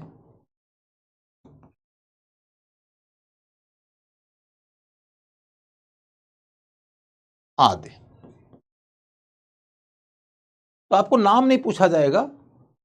इंपॉर्टेंट बात यह है कि अरब लोग उस दौरान भारत जब आए तो उन्होंने ये देखा कि भारत में तो बड़े बड़े ज्ञानी लोग हुए हैं, एस्ट्रोनॉमी के, मैथमेटिक्स के, मेडिकल साइंस के, फिलॉसफी के बड़े बड़े विद्वान भारत में हैं। उन्होंने बहुत सारी किताबें छोड़ रखी हैं। तो वो किताबें लेकर वो चले गए अरब देश में, और वहां उन्होंने संस्कृत के जानकार लोगों के सहयोग से अरबी भाषा में उन किताबों का अनुवाद कर दिया। और इस वजह से उस दौर में मुसलमानों का बौद्धिक मार्गदर्शन करने के ख्याल से ये किताबें बड़ी उपयोगी मानी जाती हैं। ये किताबें इतनी उपयोगी हैं कि एक बहुत बड़े विद्वान हुए हैं, हिस्टोरियन फादर कामिल बुल्के, वो कहते हैं कि मुसलमानों के आरंभिक बौद्धिक मार्गदर्शन में हिंदुओं का बड़ा योगदान है, अतः मुसलमानों को हिंदुओं का ऋणी होना चाहिए। आपको ये सब स्टेटमेंट किन हिस्टोरियन का है ये नहीं पूछा जाएगा, ये तो एक विद्वान व्यक्ति का विवेचन है। लेकिन आपको पीटी के ख्याल से ये समझना है कि अरबों ने भारत की किताबों का ट्रांसलेशन करवाया, और ट्रांसलेशन के माध्यम से उन्होंने गणित का, खगोल का, चिकित्सा का, दर्शन का बहुत सारा ज्ञान भारत से हासिल किया। ठीक है, अब इसी क्रम में आपको एक छोटा सा फैक्ट देता हूं कि अंक माला का ज्ञान भारत से लिया,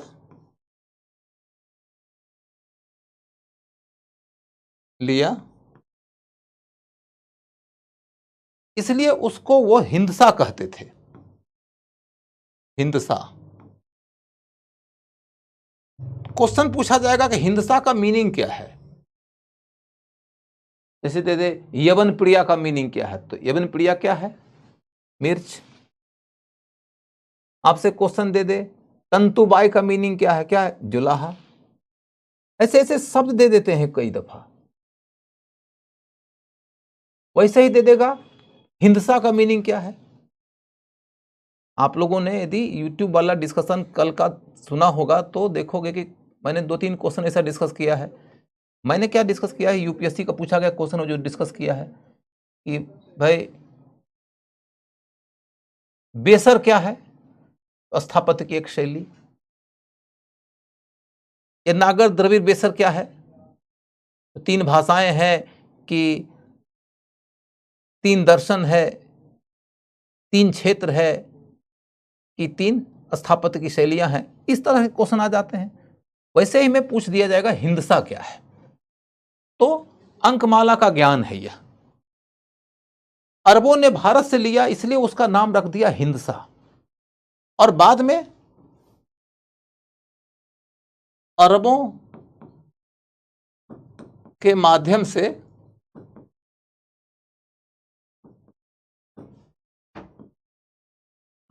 यह ज्ञान यूरोप पहुंचा।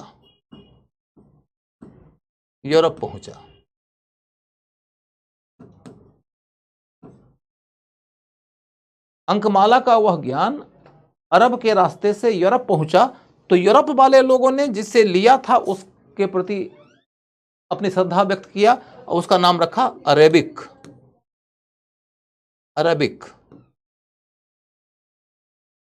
अरब के लोगों से लिया तो नाम रखा अरेबिक। अरेबिक नाम किसने रखा? यूरोप वालों ने। लेकिन अरब वालों ने क्या नाम रखा था? हिंदसा। जिससे जिसने लिया उसको उसने क्रेडिट दिया। तो हिंदसा से यह प्रमाण मिलता है कि अरबों ने गणित का ज्ञान कैसे लिया था भारतीयों से। इसमें बड़ी रोचक कहानी है कि अरबों ने ज्ञान हासिल किया भारत से, उसको हिंदसा कहा। यूरोपियों ने ज्ञान हासिल किया अरब से, उसको अरेबिक कहा। लेकिन उनको यह मालूम तो था नहीं कि यह ज्ञान हिंद से आया है। और उन्होंने यूरोप में पुनर्जागरण का विकास किया, वैज्ञानिक क्रांति का विकास किया, वो महाशक्ति हो गए। फिर आगे चलकर भारत में सत्ता स्थापित कर लिए, और सत्ता स्थापित करने के बाद ये कह रहे थे कि भारत में बड़ी निरक्षरता है, बड़ी अज्ञानता है, हम ज्ञान की रोशनी लेकर आए हैं। वो कह रहे थे कि भारत में हम सभ्यता का प्रकाश करने, शिक्षा का प्रकाश करने, बर्बरता का अंत करने आदि के लिए आए हैं।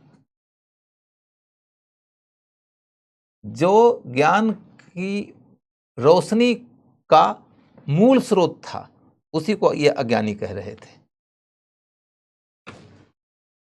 अब देखो कि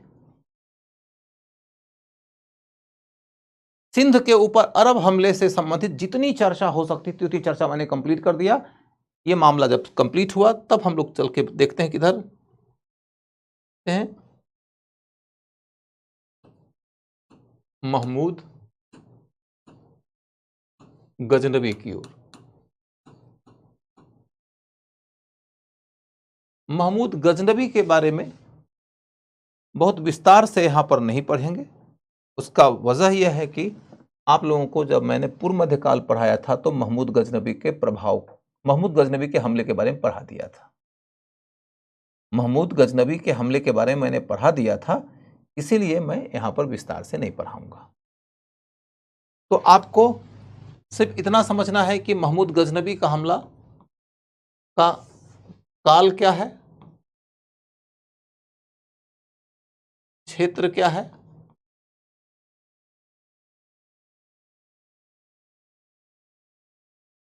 उद्देश्य क्या है,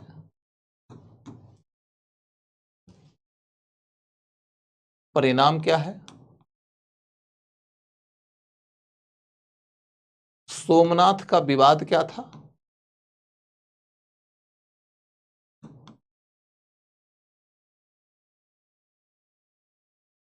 सोमनाथ का विवाद क्या था, इसे जानना है। तो भारत में वह 1000 ईस्वी से लेकर 1027 ईस्वी के मध्य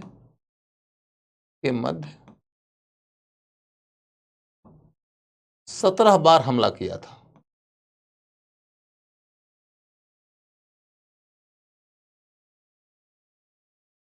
17 बार हमला किया का मतलब ये नहीं कि 17 बार पूरे भारत पर हमला किया।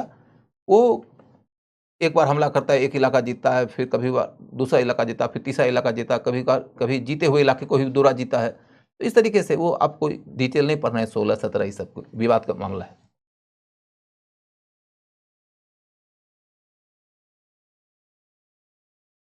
आज क्लास में तो दिमाग खराब कर दिया। तो तुम लोगों को क्या दिक्कत हो रही है? 4 क्लास हो गया है इसके कारण। 4 क्लास वाली बात तो मैं पहुंचा दूंगा मैनेजमेंट तक भैया। और ये कि कहीं ज़्यादा लोगों ने चैटिंग ज़्यादा कर दिया है, ये भी दिक्कत हो सकती है। तो मैं ये भी बार बार बच्चों से कह रहा हूँ कि भाई ज़्यादा चैटिंग मत करो, डिस्टर्बेंस होता है। या फिर ये कि बैकग्राउंड नहीं है तो, और यदि बैकग्राउंड नहीं है तब तो उसका समाधान बच्चा यही है कि 2-3 दिन तक तुम्हें अपने आप को बांधना पड़ेगा। मैं तो बेसिक बैकग्राउंड देकर ही पढ़ा रहा हूँ। और फिर ये भी है कि पीटी की तैयारी है, जितना फैक्ट बता रहा हूँ उतना फैक्ट को पढ़ो, उसे याद करो।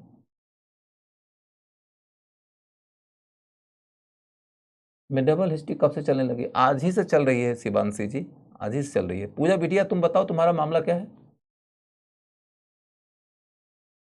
ओ, मैं समझ गया कि सब थक गया है, क्योंकि इन लोगों का चल रहा है 3-3, 4-4 क्लास। तो बेटा मैं तो नहीं छोड़ सकता, क्योंकि तुम लोगों को लग रहा होगा कि 3-4 क्लास करना बहुत डिफिकल्ट होता है। हम लोग तो 3-4 क्लास डेली लेते हैं। और हमसे ज़्यादा बड़ा सपना तुम्हारा, और हमसे ज़्यादा यंग तुम, हमसे ज़्यादा इनर्जेटिक हो तुम।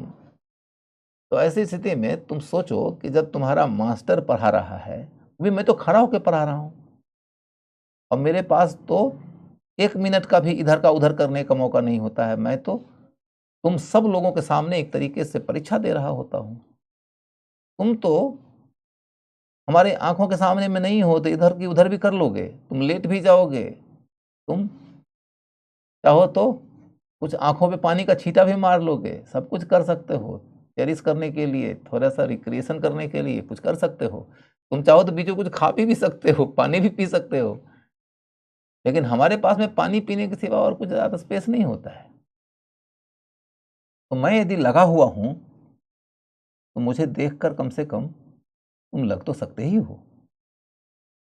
इसलिए कहते हैं कि शुरुआती दौर में जब आपके सामने कठिनाई वाला टारगेट आता है तो आपको लगता है कि हमसे ना हो पाएगा भाई, बड़ी मुश्किल है। लेकिन करने लगते हो ना और करते रहते हो ना तो हो जाता है। यदि तुमने कठिन मानकर हल नीचे गिरा दिया तो खेत की जुताई नहीं होगी। और यदि तुमने ये तय कर लिया कि अब उखल में सर है तो मुसल से क्या डर है, लगे रहेंगे, देखते हैं कैसे नहीं होगा। तो एक बार ठान लो ना, मन से ठान लोगे तो तुमको अपना ठौर मिल जाएगा। लग जाओ बेटा, लग जाओ। क्या कंप्लेन करना है 3 क्लास और 4 क्लास का। और 4 क्लास डेली तो होता नहीं है, कभी कभी हो जाता है। लग जाओ, ठीक है। अब देखो, काल की बात हो गई, क्षेत्र तो एक है उद्भांडपुर। उद्भांडपुर के हिंदू शाही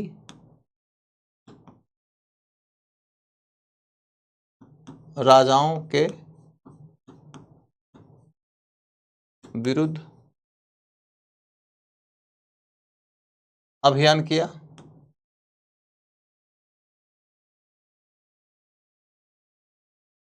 इसमें राजा का नाम बड़ी महत्वपूर्ण है, एक है जयपाल। जयपाल जो अग्नि समाधि ले लिया था, जो अग्नि समाधि ले लिया था।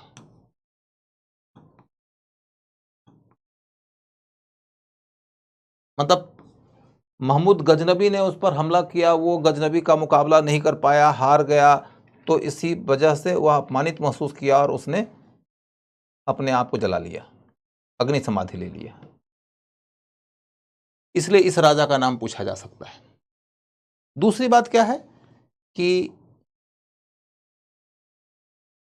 महमूद गजनबी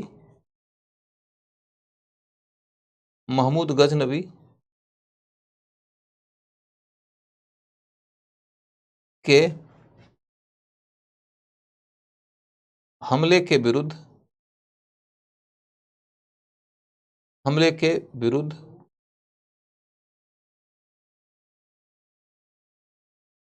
महमूद गजनबी के हमले के विरुद्ध एक संयुक्त मोर्चा बना था। एक संयुक्त मोर्चा बना था।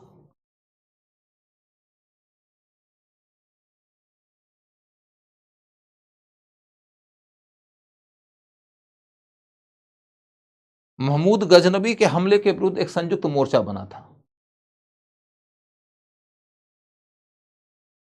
इसमें कौन शामिल थे? इसमें कौन कौन शामिल थे? इसमें कौन कौन शामिल थे, ये क्वेश्चन आएगा। बड़ी महत्वपूर्ण पॉइंट है। ऑप्शनल के अंदर इसके ऊपर 2 बार क्वेश्चन आ चुका है, जीएस में भी क्वेश्चन आ सकता है। कौन कौन शामिल थे?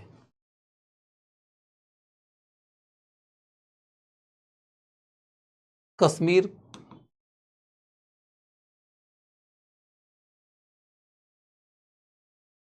परमार,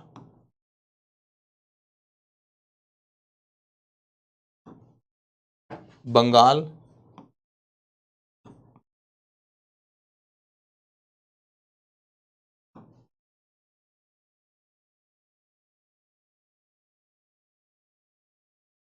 प्रतिहार,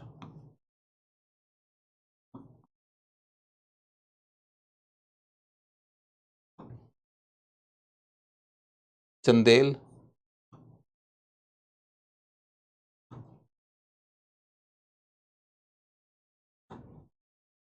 चोल,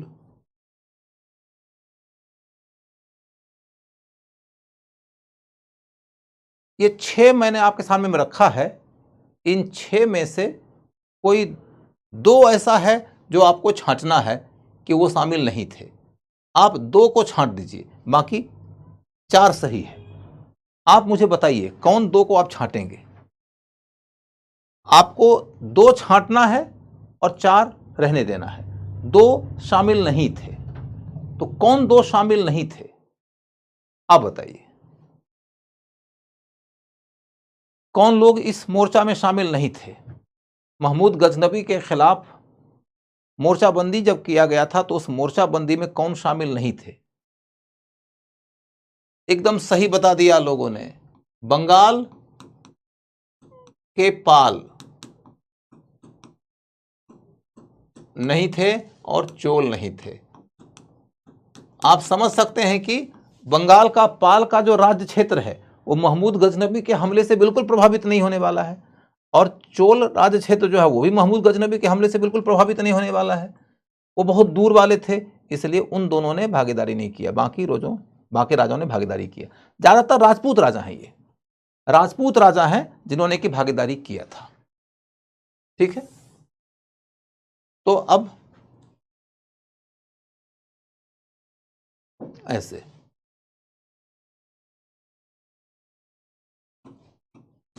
इन सब ने भागीदारी किया था। ठीक है, अब आगे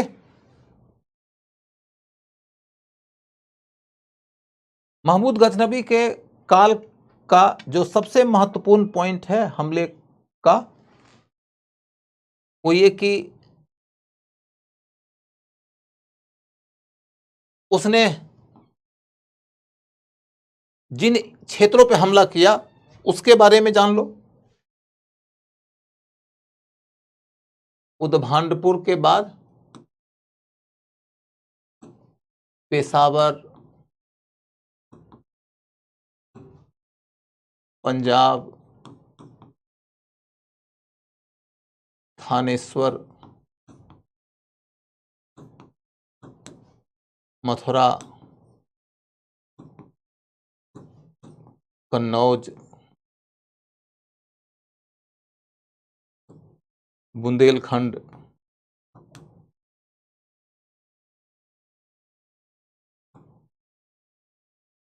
सोमनाथ,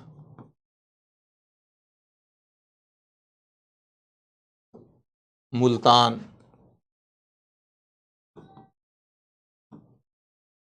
सिंध, नगरकोट,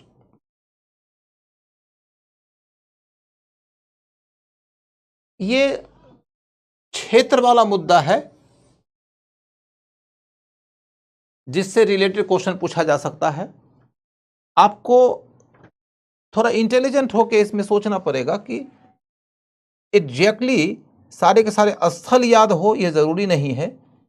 हो सकता है कि क्वेश्चन आपको इस तरीके से दे देगा कि विंध्य के पार का क्षेत्र में हमला हुआ है क्या, तो नहीं हुआ है। बिहार में हमला हुआ है क्या, नहीं हुआ है। पूर्वी उत्तर प्रदेश में हमला हुआ है क्या, तो नहीं हुआ है। न पूर्वी उत्तर प्रदेश, बिहार, बंगाल वगैरह में कोई प्रभाव नहीं है। कोई ऐसा इलाका आपको दे देगा, महाराष्ट्र का, कर्नाटक का, तमिलनाडु का कोई इलाका दे देगा, वहां हमला किया है क्या, तो नहीं किया है। तो हमले का जो रेंज है वो जान लीजिए। एक एक स्थान का नाम याद करना जरूरी नहीं है, हमले का रेंज जान लेना जरूरी है। अब गौर करने लायक बात यह है कि इसमें कुछ स्थानों का नाम क्यों महत्वपूर्ण हो जाता है, तो इसलिए भी क्योंकि थानेश्वर वो जगह था जहां पर पहले हर्षवर्धन का राज्य का केंद्र हुआ करता था। हर्षवर्धन पहले थानेश्वर का ही राजा था और बाद में उसने कन्नौज को अपना केंद्र बना लिया था। और कन्नौज एक तरीके से दिल्ली के स्थापित होने के पहले तक भारत में पॉलिटिकल हेडक्वार्टर हुआ करता था। हिंदुस्तान में 4 ऐसे शहर हैं जिनका की बड़ी नाम होता है पॉलिटिकल हेडक्वार्टर के रूप में। एक पाटलिपुत्र, दूसरा कन्नौज, तीसरा दिल्ली और चौथा अंग्रेजों ने जो बनाया था बंगाल, कलकत्ता। बाद में अंग्रेज भी दिल्ली ही ट्रांसफर कर लिए थे अपने कैपिटल को। तो ये जो 4 स्थान है उनका पॉलिटिकल हेडक्वार्टर के रूप में बड़ी नाम है। सबसे पहला पॉलिटिकल हेडक्वार्टर इंडिया में जिसने कि बड़े इलाके पर रूल किया वह है पाटलिपुत्र। दूसरा कन्नौज, जिसका राजा हर्षवर्धन था, और हर्षवर्धन कन्नौज का राजा होने के पहले कहां का राजा था? थानेश्वर का। तो ये सब उस युग के बड़े प्रोमिनेंट पॉलिटिकल पॉइंट्स थे जहां पर उसने हमला किया। फिर इसके ऊपर इंपॉर्टेंट क्वेश्चन पूछा जा सकता है कि बुंदेलखंड का जो राजा था ना, वहां का इलाका था कालिंजर।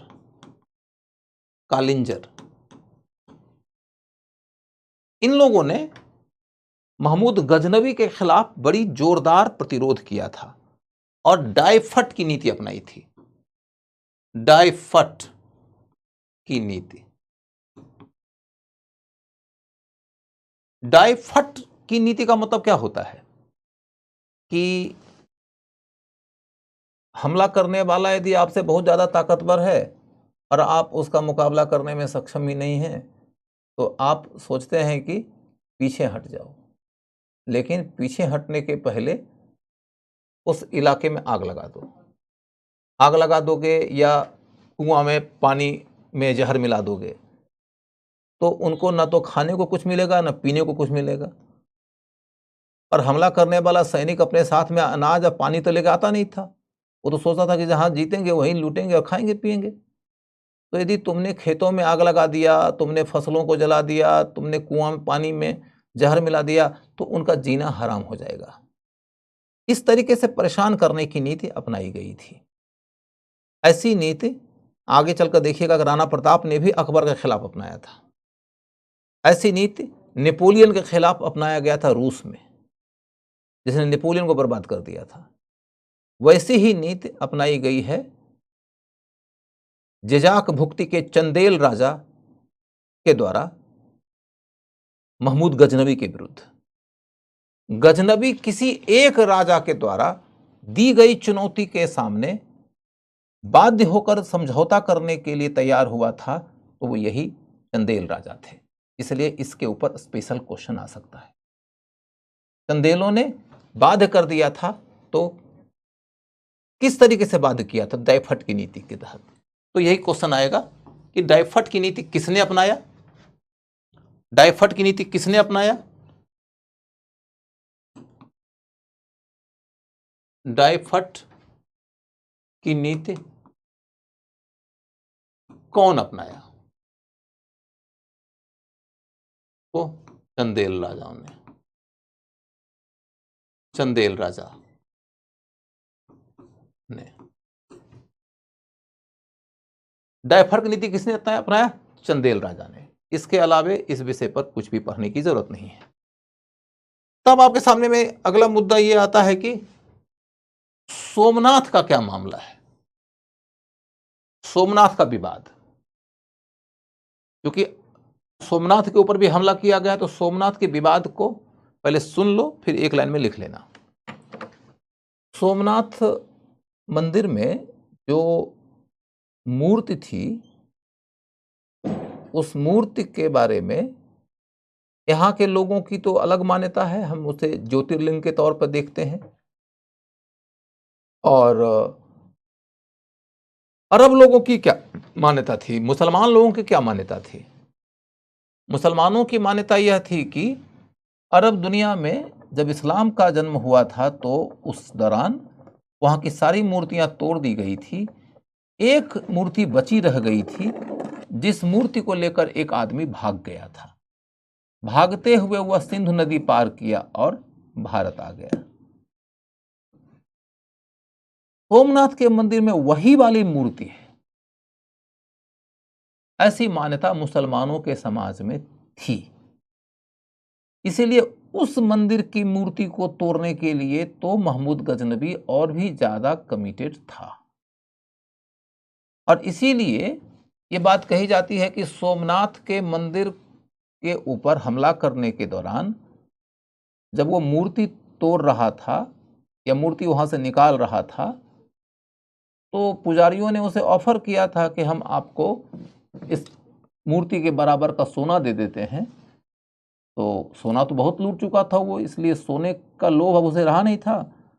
उसने कहा कि हम बुत फरोख्त कहलाने की तुलना में बुत सिकन कहलाना पसंद करेंगे। बुत माने मूर्ति, फरोख्त माने खरीद बिक्री करने वाला, और सिकन माने तोड़ने वाला। आपसे ये क्वेश्चन आ सकता है कि किसने कहा था कि हम बुत सिकन कहलाने की तुलना में, अगर बुत फरोख्त कहलाने की तुलना में बुत सिकन कहलाना पसंद करेंगे? तो महमूद गजनवी। और कहाँ की मूर्ति के लिए कहा था? तो सोमनाथ की मूर्ति के लिए कहा था। तो सोमनाथ की मूर्ति के बारे में अगला विवाद यह है कि वह मूर्ति को तोड़ दिया, तोड़ के फिर उसको अपने महल की सीढ़ियों में लगवा दिया ताकि लोग पांव रखकर वहां से गुजरें और मुसलमानों का जो अहम है वो उसकी पुष्टि हो, उसकी तुष्टि हो, इस तरह की बातें। तो इसको लेकर विवाद होता है। तो अब लिखना क्या है इसमें? तो लिखो, सोमनाथ की मूर्ति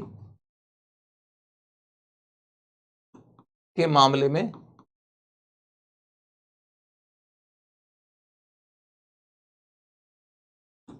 अरबों की, या सिर्फ अरब नहीं, मुस्लिमों की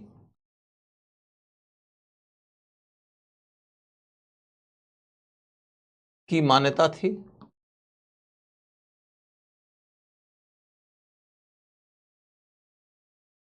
कि यह यहाँ की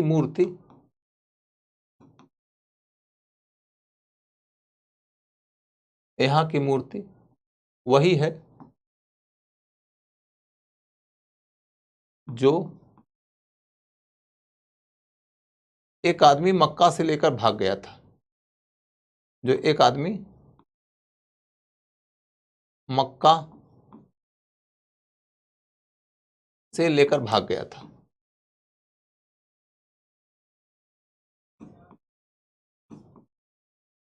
यह वही मूर्ति है जो मूर्ति एक आदमी मक्का से ले भागा था।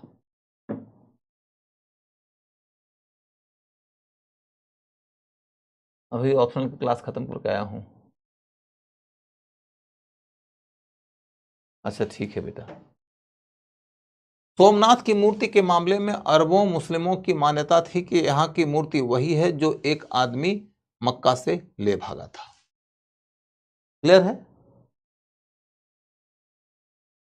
फिर मूर्ति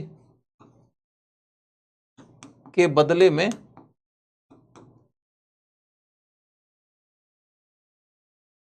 सोना देने के जवाब में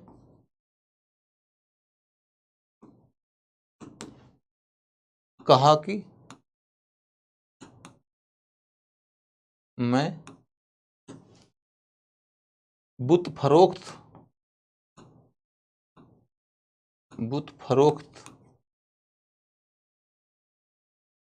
कहलाने के बजाय बुत सिकन कहलाना पसंद करूंगा।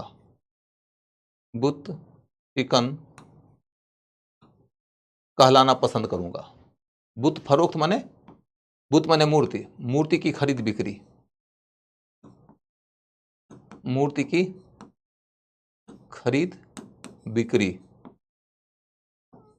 करने वाला कहलाने के बजाय मैं मूर्ति को तोड़ने वाला कहलाना पसंद करूंगा। तोड़ने वाला कहलाना पसंद करूंगा।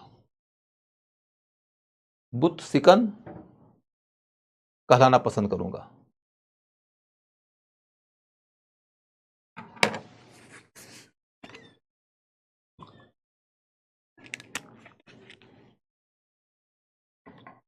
सर हिंदू और मुस्लिम की मूर्ति तो अलग अलग होते हैं, फिर कंफ्यूजन कैसे? देखो, कंफ्यूजन के लिए कोई रीजन जरूरी नहीं है, कोई ठोस रीजन कंफ्यूजन के लिए हो जरूरी नहीं है।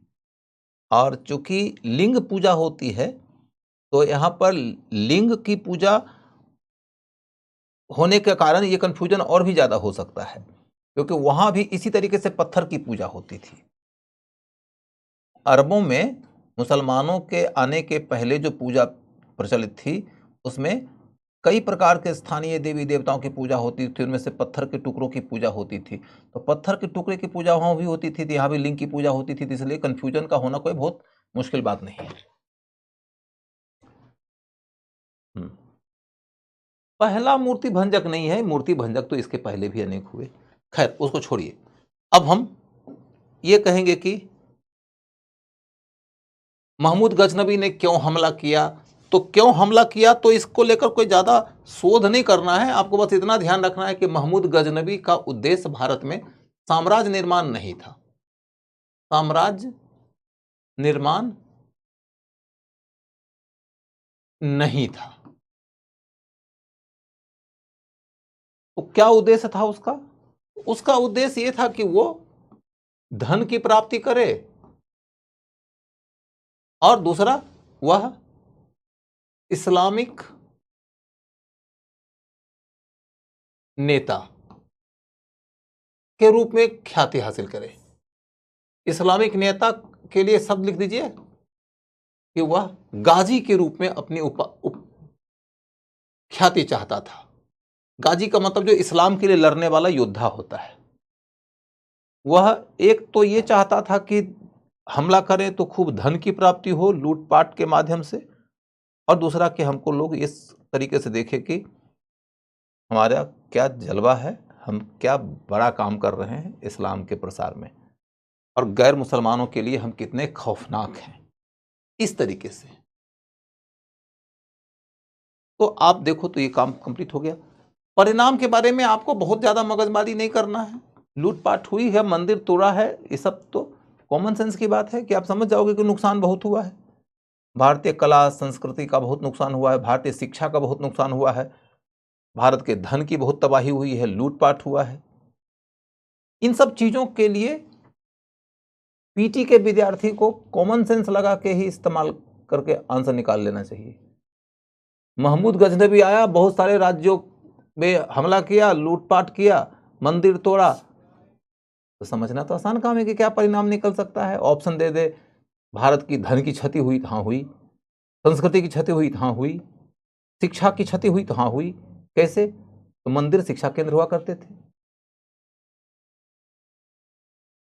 तो भारत की व्यापक क्षति हुई।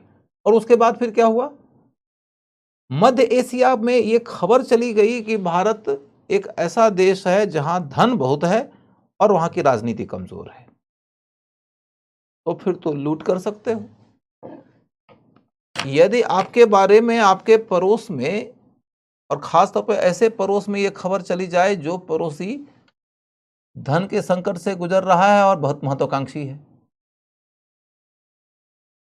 आपके पड़ोसी यदि धन के संकट से गुजर रहे हो और बड़ी महत्वाकांक्षी हो, उनके बीच में आपके बारे में ये खबर चली जाए कि ये लोग धनी तो बहुत हैं लेकिन पॉलिटिकली कमजोर हैं, आत्मरक्षा करने में भी सक्षम नहीं है, तो फिर क्या प्रेरणा मिलेगी? प्रेरणा मिलेगी कि वो लोग हमला कर देंगे आप पे। इस तरीके का यदि इमेज आपका है तो समझ लीजिए कि आप हमलावरों के लिए एक भरपूर निमंत्रण पत्र हैं कि भेज रहा हूं नेह निमंत्रण प्रियवर तुझे बुलाने को, हे मानस के राजहंस तुम भूल न जाना आने को।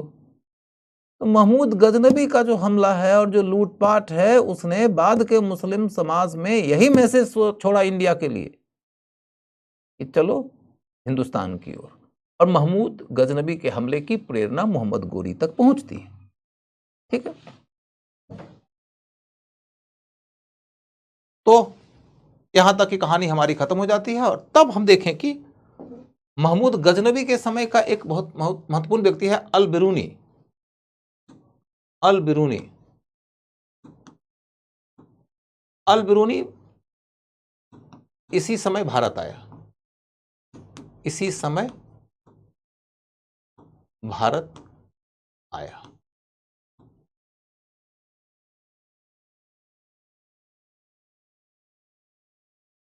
अल बिरूनी इसी समय भारत आया। अब आपको यह जानना है कि अल बिरूनी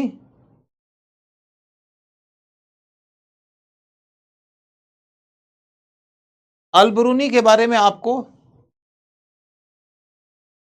ये जानना है कि वह भारत में अपनी यात्रा के दौरान भारतीय लोगों को देखा, समाज को देखा, संस्कृति को देखा, बहुत सारी किताबें पढ़ा और किताबें पढ़ने के लिए संस्कृत सीखा और संस्कृत सीख कर उसने जो ज्ञान हासिल किया उन सब के बदौलत एक किताब लिखा जिसका नाम है किताबुल हिंद। किताबुल हिंद। किताबुल हिंद। अल बरूनी ने जो किताबुल हिंद लिखा, उस किताबुल हिंद के ऊपर 3 तरह से क्वेश्चन आ सकते हैं। सबसे, अभी सुन लो यार, तुम लोग बहुत बात कर रहे हो, बहुत ज्यादा बात कर रहे हो तुम लोग, बहुत आज के लिए। अरे यार तुम लोग को 5 मिनट तो और रुक जाओ, खत्म ही हो जाएगा, इसके बाद तो कुछ है ही नहीं। मैं मान रहा हूं कि 3-4 क्लास होता है तो बच्चों के लिए टफ होता है, लेकिन अब क्लास के दौरान तो तुमको पढ़ना ही पड़ेगा यार।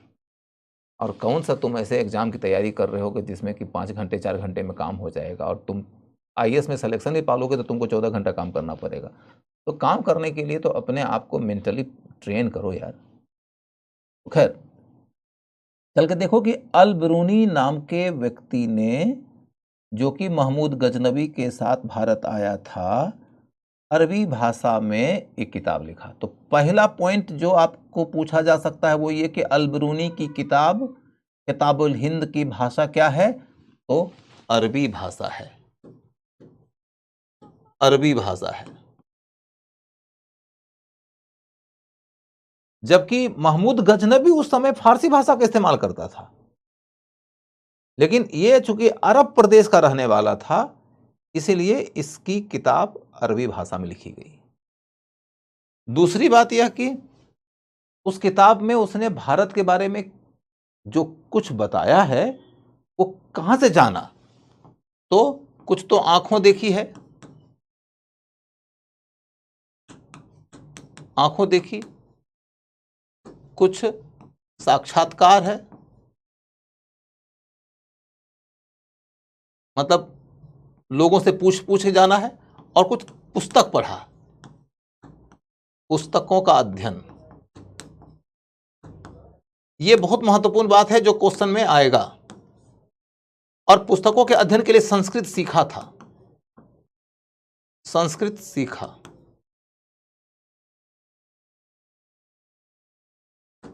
तो सोचो कि एक विदेशी यात्री आया है, भारत में रहते हुए भारत की भाषा सीखा और भारत की किताबों का अध्ययन किया और उनके माध्यम से भारत के बारे में जाना। यह बहुत इंपॉर्टेंट फैक्ट था। और तीसरी बात है कि उसने जो किताब लिखा उसमें क्या लिखा? तो कहता है कि अतीत काल के भारतीय, अतीत काल के भारतीय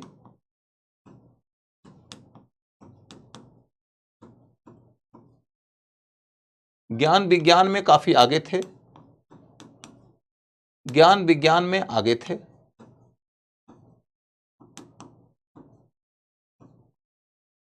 अतीत काल के भारतीय ज्ञान विज्ञान में बहुत आगे थे। वह आर्यभट्ट, वराहमिहिर,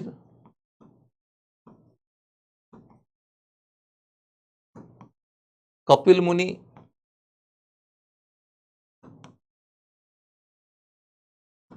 आदि की सराहना किया।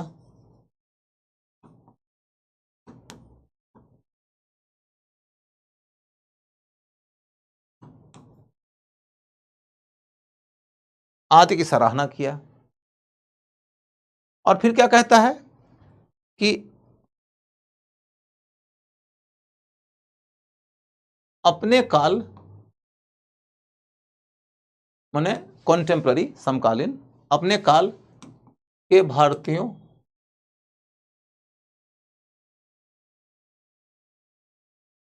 की आलोचना करता है।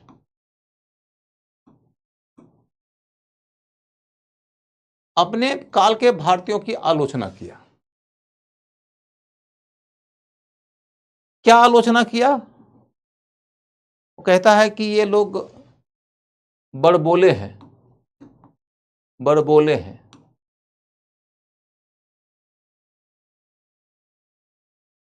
उन्हें लगता है कि उनके देश के जैसा कोई देश नहीं, उनके धर्म के जैसा कोई धर्म नहीं, उनकी शिक्षा के जैसी कोई शिक्षा नहीं, ज्ञान के जैसा कोई ज्ञान नहीं, विज्ञान के जैसा कोई विज्ञान नहीं।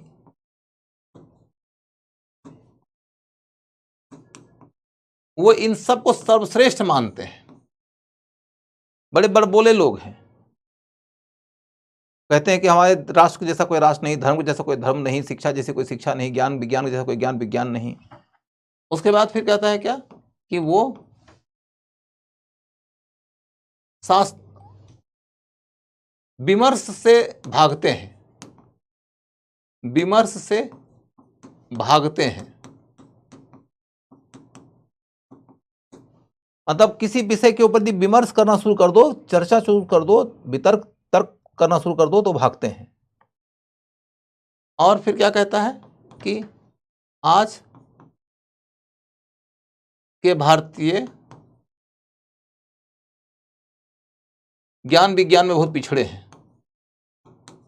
ज्ञान विज्ञान में बहुत पिछड़े हैं।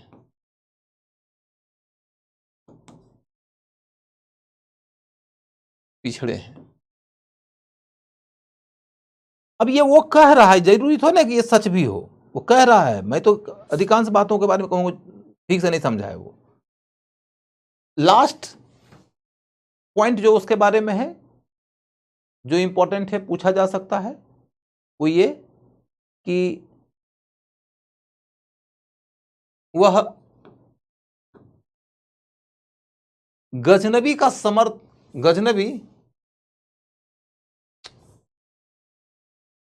गजनबी का बहुत बड़ा समर्थक नहीं था, समर्थक नहीं था।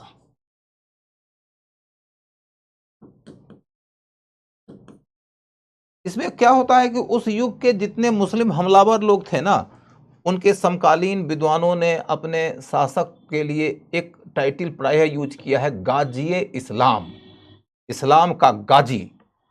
तो ये उस तरीके का आदमी नहीं है कि जो महमूद गजनबी की बड़ी सराहना कर रहा है कि तुमने मंदिर तोड़ दिया, तुमने मूर्तियां तोड़ दी, wow great, you are a champion, you are a गाजी। वो इस तरीके का व्यक्ति नहीं है। वो ज्ञानी आदमी है, बहुत सारे विषयों का अध्ययन किया है, 60 किताबें लिखा है और अलग अलग विषयों पे लिखा है, दर्शन के ऊपर, व्याकरण के ऊपर, शास्त्र, रसायन के ऊपर, खगोल के ऊपर, चिकित्सा के ऊपर। तो वह बहुत सारे विधाओं का ज्ञाता था। इसलिए ये लाइन आपसे पूछा जा सकता है कि क्या वह महमूद गजनबी की प्रशंसा कर रहा है उन सब कार्यों के लिए? तो नहीं। वो कहता है हम तो जलते हुए नगर और ढहते हुए पूजा स्थलों के बीच में ज्ञान का एक निष्पक्ष द्वीप तैयार करने की कोशिश कर रहे हैं। अल-बिरूनी और महमूद गजनबी के बारे में क्वेश्चन पूछने की सारी बातें यहीं तक, आगे की कहानी अब कल। आज इतना ही, नमस्कार।